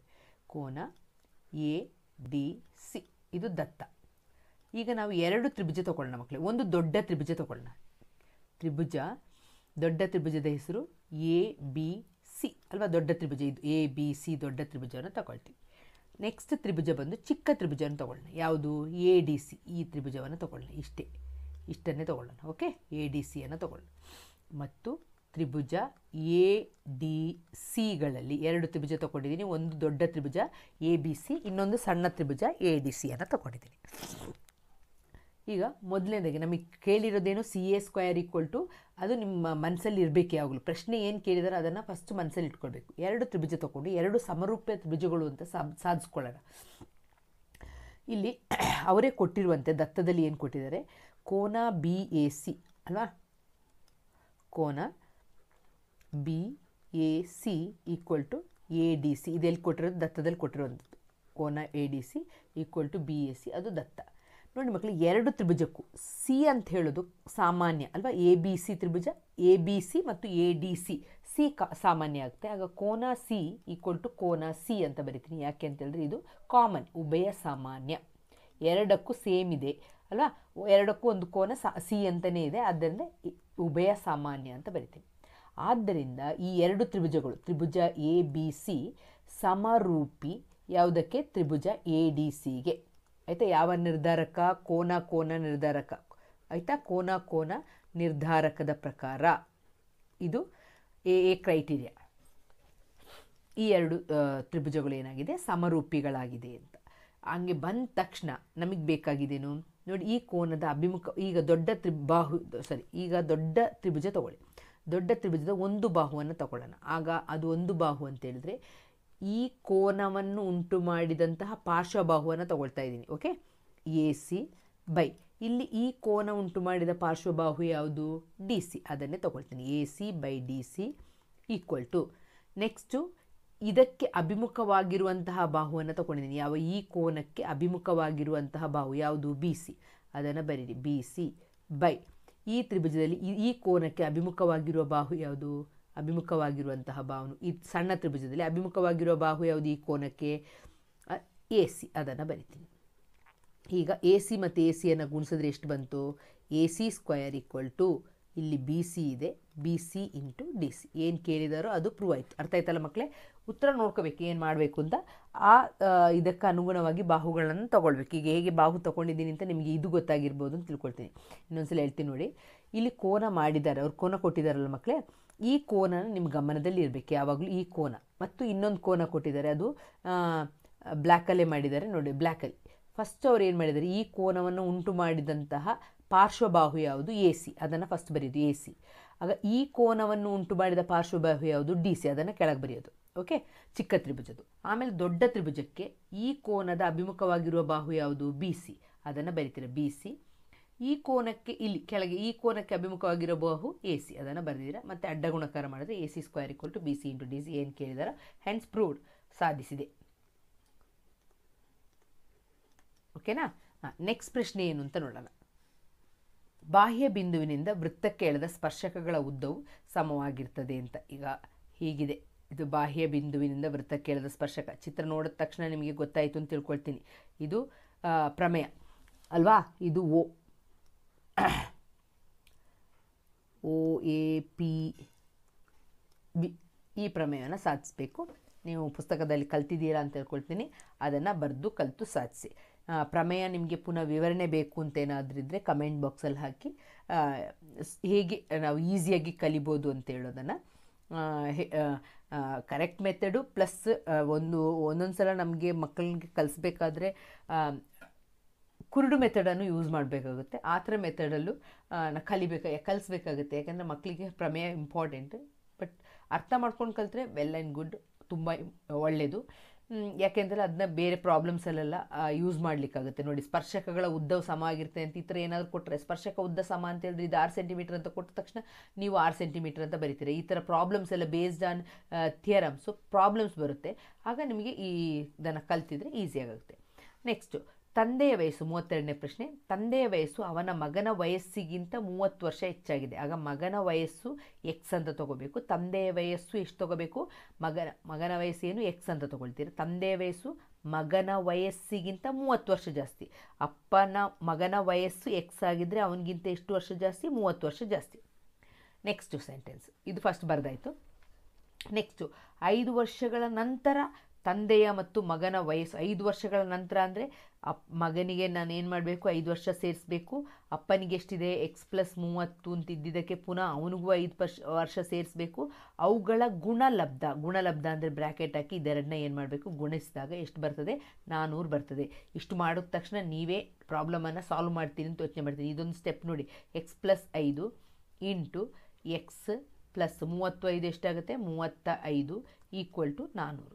ಈಗ ಇನ್ನು ಮಾಡ್ಬೋದಲ್ವಾ? ಏನು ಮಾಡ್ತೀರಿ ನೋಡೋಣ. ಈಗ ಗೊತ್ತಿರೋರು ಪಾಸ್ ಮಾಡಿ, ಗೊತ್ತಿಲ್ಲದವರು ನೋಡ್ಕೊಂಡೋಗಿ. ಸುಲಭ ರೂಪಕ್ಕೆ ತನ್ನಿ. ಹೇಗೆ ತರ್ತೀರಾ? ಇದನ್ನು ಗುಣಿಸ್ಬೇಕು. ಯಾವುದನ್ನು? ಇದನ್ನು ಮತ್ತು ಇದನ್ನು ಗುಣಿಸ್ಬೇಕು. ಅರ್ಥ ಆಯ್ತಲ್ವಾ? ಎಕ್ಸ್ ಇಂಟು ಎಕ್ಸ್ ಏನಾಗುತ್ತೆ? X square. ಪುನಃ x into 35 x, 35 x plus 5ರಿಂದ ಗುಣಿಸ್ಬೇಕು. 5 into x 5 x plus 5 into 5 5 ಎಷ್ಟು ಹೋಗ್ತದೆ? 25 2 5 3 15 16 17 175 ಈಕ್ವಲ್ ಟು 400 ಆಯ್ತು ಮಕ್ಕಳೇ. Equal to 400. ಈಗ ನಾವು ಇದನ್ನು ಆದರ್ಶ ರೂಪಕ್ಕೆ ತೊಗೊಳ್ಳೋಣ. X square plus 35 plus 5 x ಎಷ್ಟಾಗುತ್ತೆ? 40 ಎಕ್ಸ್ ಪ್ಲಸ್ 175. ಇದನ್ನು ಈಚೆ ತಂದಾಗ ಮೈನಸ್ 400 ಈಕ್ವಲ್ ಟು 0 ಆಗುತ್ತೆ ಮಕ್ಕಳೇ. ಆಗ ಕಳೀರಿ. ಎಕ್ಸ್ ಸ್ಕ್ವಯರ್ ಪ್ಲಸ್ 40 ಎಕ್ಸ್ 400ರಿಂದ 10ರಿಂದ 5 ಕಳೆದ್ರೆ 5, ಇಲ್ಲಿ 9 ಇದೆ, 9ರಿಂದ 7 ಕಳೆದ್ರೆ ಮೈನಸ್. ಅರ್ಥ ಆಯ್ತಲ್ಲ ಮಕ್ಕಳೇ? 10ರಿಂದ 5 ಕಳೆದ್ರೆ ಬಂದು ಈಕ್ವಲ್ ಟು 0 ಅಂತ ಬರೀಬೇಕು. ಈಗ ಮೊದಲ ಪದ ಮತ್ತು ಅಪವರ್ತಿಸೋದು. ಮೊದಲ ಪದ ಮತ್ತು ಕೊನೆಯ ಪದವನ್ನು ಗುಣಿಸಿ. ಆಗ ಎಷ್ಟಾಗುತ್ತೆ? 225 ಎಕ್ಸ್ ಸ್ಕ್ವಯರ್ ಆಗುತ್ತೆ. ಈಗ ಗುಣಿಸಿದಾಗ ನಮಗೆ ಏನು ಮಾಡಬೇಕು, ಎರಡು ಸಂಖ್ಯೆನ ಕಳಿಬೇಕು. ಇಲ್ಲಿ ಮೈನಸ್ ಚಿಹ್ನೆ ಇರೋದ್ರಿಂದ ಅದು ನೋಡ್ಕೊಳ್ಳಿ, ಕಳಿಬೇಕು. ಎರಡು ಸಂಖ್ಯೆನ ಕಳೆದ್ರೆ ನಮಗೆ ಎಷ್ಟು ಬರಬೇಕು, 40. ಈಗ ನಾವು ಅದನ್ನು ಕಂಡುಹಿಡಿಬೇಕಾದ್ರೆ ದೊಡ್ಡ ಸಂಖ್ಯೆ ಆಗಿರೋದ್ರಿಂದ ಈ ರೀತಿ ಮಾಡಿ ಅಪವರ್ತನ ವಿಧಾನ ಅಪವರ್ತಿಸಿ. 5 4 20 ಅಲ್ವಾ, 5 4 20 ಎಷ್ಟು ಉಳ್ಕೊಳ್ತೀವಿ, 2 ಉಳ್ಕೊಳ್ತೀವಿ, 25 ಆಯಿತು. 5 5 25 ನೋಡಿ, 45 ಮತ್ತು 5ರ ವ್ಯತ್ಯಾಸ 40 ಅಲ್ವಾ. ಆಗ ಈ 40ರ ಜಾಗದಲ್ಲಿ ಏನಂತ ಬರೀತೀರಾ, x² ಪ್ಲಸ್ 45x. ಈಗ ಇದು ಪ್ಲಸ್ 45x ಅಂತ ಹಾಕ್ತೀನಿ, ಈ ಕಡೆ ಮೈನಸ್ 5x ಹಾಕ್ತೀನಿ. ಯಾಕೆ ಅಂತ ಹೇಳಿದ್ರೆ 45ರಿಂದ 5ಅನ್ನು ಕಳೆದ್ರೆ ನನಗೆ ಪ್ಲಸ್ 40 ಬರ್ತದೆ. ಪ್ಲಸ್ ಇಂಟು ಮೈನಸ್, ಇಲ್ಲಿ ಮೈನಸ್ 225 ಬರುತ್ತೆ ನೋಡಿ. ಇಲ್ಲಿ ಮೈನಸ್ ಇರೋದ್ರಿಂದ ಇಲ್ಲಿ ಮೈನಸ್ 225 x². ಆಗ x minus 5x minus 225 equal to 0. ಇದರಲ್ಲಿ ಸಾಮಾನ್ಯ ಯಾವುದು ಮಕ್ಕಳೇ, ಎಕ್ಸ್. ಅದನ್ನು ಹೊರಗೆ ತೆಗೀರಿ. X plus 45. ಓಕೆನಾ.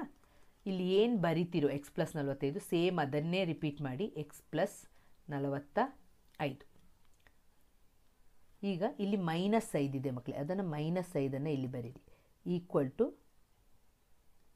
0. 2 ಸಲ ಇರೋದನ್ನು ಒಂದು ಸಲ ಬರೀರಿ. X plus 45 into x minus 5 equal to 0. ಆಗ ಒಂದು ಸಪ್ರೇಟಾಗಿ x plus 45 equal to 0, x minus 5 equal to 0. X is equal to plus 45 ಇದು ಏನಾಗುತ್ತೆ, ಮೈನಸ್ 45 ಆಗುತ್ತೆ. X is equal to plus 45 ಇದ್ದು ಮೈನಸ್ 45 ಆಯಿತು. X is equal to minus 5 ಇದ್ದು ಆಚೆ ಹೋಗುವಾಗ ಪ್ಲಸ್ 5 ಆಯಿತು. ಯಾವುದನ್ನು ಎಕ್ಸ್ ಅಂತ ತೊಗೊಂಡಿದ್ದೀವಿ ನಾವು, ಮಗನ ವಯಸ್ಸು. ಆಗ ಮಗನ ವಯಸ್ಸು ಎಷ್ಟಾಯಿತು, ಮಗನ ವಯಸ್ಸು 5 ವರ್ಷ. ಈಗ ಮಗುಗೆ ಎಷ್ಟು ವಯಸ್ಸಾಗಿದೆ, 5 ವರ್ಷ ಆಗಿದೆ. ಮಗನ ವಯಸ್ಸು 5 ವರ್ಷ. ಅಪ್ಪನ ವಯಸ್ಸೆಷ್ಟು, ಮಗನ ವಯಸ್ಸಿಗಿಂತ ಎಷ್ಟು ವರ್ಷ ದೊಡ್ಡವರಪ್ಪ, 30. ಆಗ 5 ವರ್ಷ. ಅಪ್ಪನಿಗೆ 35 ವರ್ಷ, ಮಗನಿಗೆ 5 ವರ್ಷ. ಓಕೆ, ನೆಕ್ಸ್ಟ್ ಏನು ಕ್ವಶನ್ ಕೊಟ್ಟಿದ್ದಾರೆ ನೋಡೋಣ. ಎರಡನೇ ಸಂಖ್ಯೆ 2x ಅಂತಿದ್ರೆ ಸಂಖ್ಯೆಗಿಂತ 3 ಹೆಚ್ಚಾಗಿದೆ ಅಂತ. ಆಗ ಮೊದಲನೇ ಸಂಖ್ಯೆನ x ಪ್ಲಸ್ 3 ಅಂತ ಬರಿತೀರಾ, ಎರಡನೇ ಸಂಖ್ಯೆನ x ಅಂತ ಬರಿತೀರಾ.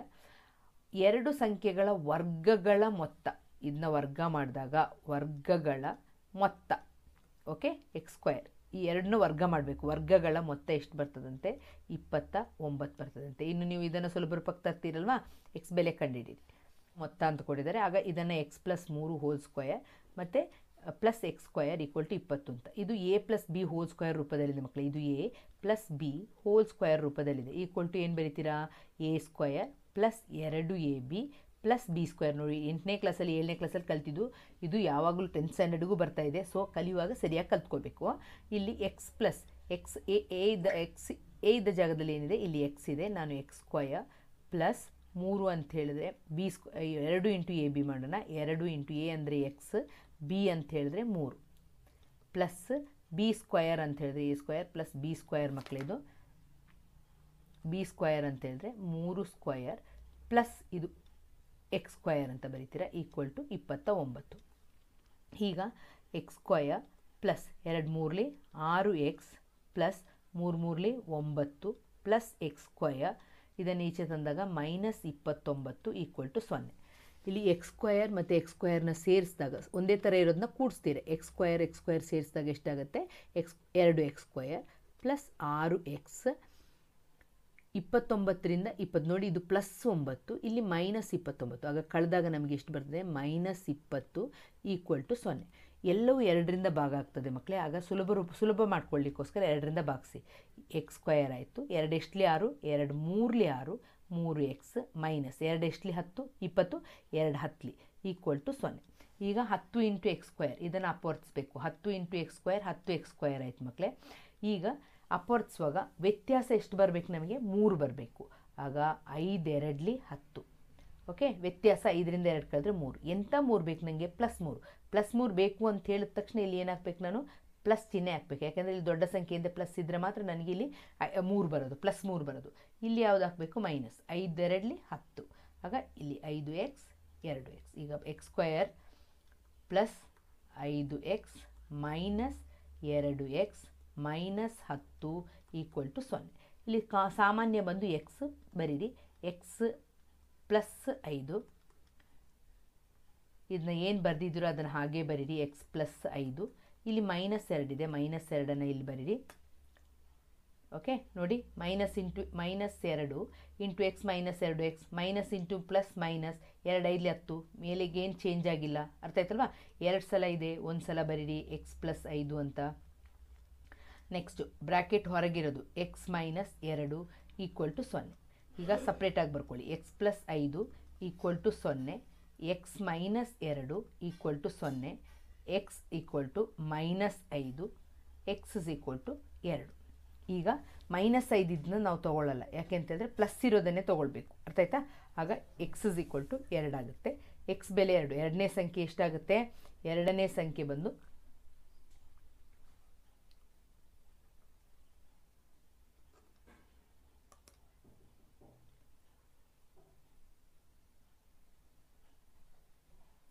ಮೊದಲ ಸಂಖ್ಯೆ ಎಕ್ಸ್ ಪ್ಲಸ್ 3. ಎಕ್ಸ್ ಪ್ಲಸ್ 3 ಅಂದರೆ 2 ಪ್ಲಸ್ 3 ಎಷ್ಟಾಯಿತು? ಮೊದಲ ಸಂಖ್ಯೆ 5. ಎರಡನೇ ಸಂಖ್ಯೆ ಎಕ್ಸ್ ಎಕ್ಸ್ ಅಂತ ಹೇಳಿದ್ರೆ 2, ಎರಡನೇ ಸಂಖ್ಯೆ ಎಕ್ಸ್. ಅರ್ಥ ಆಯ್ತಲ್ಲ ಮಕ್ಕಳೇ? ಈಗ ಇದು ಸರಿ ಉಂಟಾ ಅಂತ ನೋಡಬೇಕಾದ್ರೆ ಇದಕ್ಕೆ ಹಚ್ಬಿಟ್ಟು ಮಾಡಿ ನೋಡಿ. ಎಕ್ಸ್ ಇದನ್ನ ಎರಡನೇ ವರ್ಗಗಳ ಮೊತ್ತ 29 ಬರಬೇಕು. ಈಗ ಇದ್ರದ್ದು ಮೊದಲನೇ ಸಂಖ್ಯೆ 5, 5ರ ವರ್ಗ ಎಷ್ಟು? 25. 2ರ ವರ್ಗ ಎಷ್ಟು? 4. ಕೂಡಿಸಿದಾಗ ಎಷ್ಟು ಬಂತು? 29 ಬಂತಲ್ವಾ? ಆಗ ನೀವು ಮಾಡಿದ ಲೆಕ್ಕ ಸರಿ ಇದೆ ಅಂತ ಅರ್ಥ. ನೆಕ್ಸ್ಟ್ ಲೆಕ್ಕ, ಈ ತ್ರಿಜ್ಯಾಂತರ ಖಂಡದ್ದು ಹೇಗೆಲ್ಲ ವೆರೈಟಿ ಕೇಳ್ತಾರೆ ಅಂತ ಹೇಳೋದಕ್ಕೆ. ಈಗ ನೋಡಿ, ತ್ರಿಜ್ಯಾಂತರ ಖಂಡ ವಿಸ್ತೀರ್ಣ AOB ವಿಸ್ತೀರ್ಣ ವೃತ್ತದ ವಿಸ್ತೀರ್ಣ ಕೊಡಿದೆ. ತ್ರಿಜ್ಯಾಂತರ ಖಂಡ ಅಂತ ಹೇಳಿದ ತಕ್ಷಣ ನಿಮಗೆ ಸೂತ್ರ ಯೋಚನೆ ಬರಬೇಕು. ಯಾವುದು? θ/360 ಇಂಟು πr². ಆಯಿತಾ? ವೃತ್ತದ ವಿಸ್ತೀರ್ಣ ಅಂತ ಹೇಳಿದ ತಕ್ಷಣ ಯಾವ ಸೂತ್ರ ಯೋಚನೆ ಬರಬೇಕು ನಿಮಗೆ? πr². ಇದರ ಏನಂತ ಕೊಡಿದರೆ ರೇಷ್ಯೂ ಇದಲ್ಲಿದೆ. ನೆಕ್ಸ್ಟ್ ಕೇಳಿರೋದೇನು? ಕಂಸದ ಉದ್ದ. ಈ ಕಂಸದ ಉದ್ದ, ಆಗ ನಮಗೆ ಯಾವ ಸೂತ್ರ ಬೇಕು ಕಂಸದ ಉದ್ದ ಕಂಡುಹಿಡಿಯೋಕ್ಕೆ?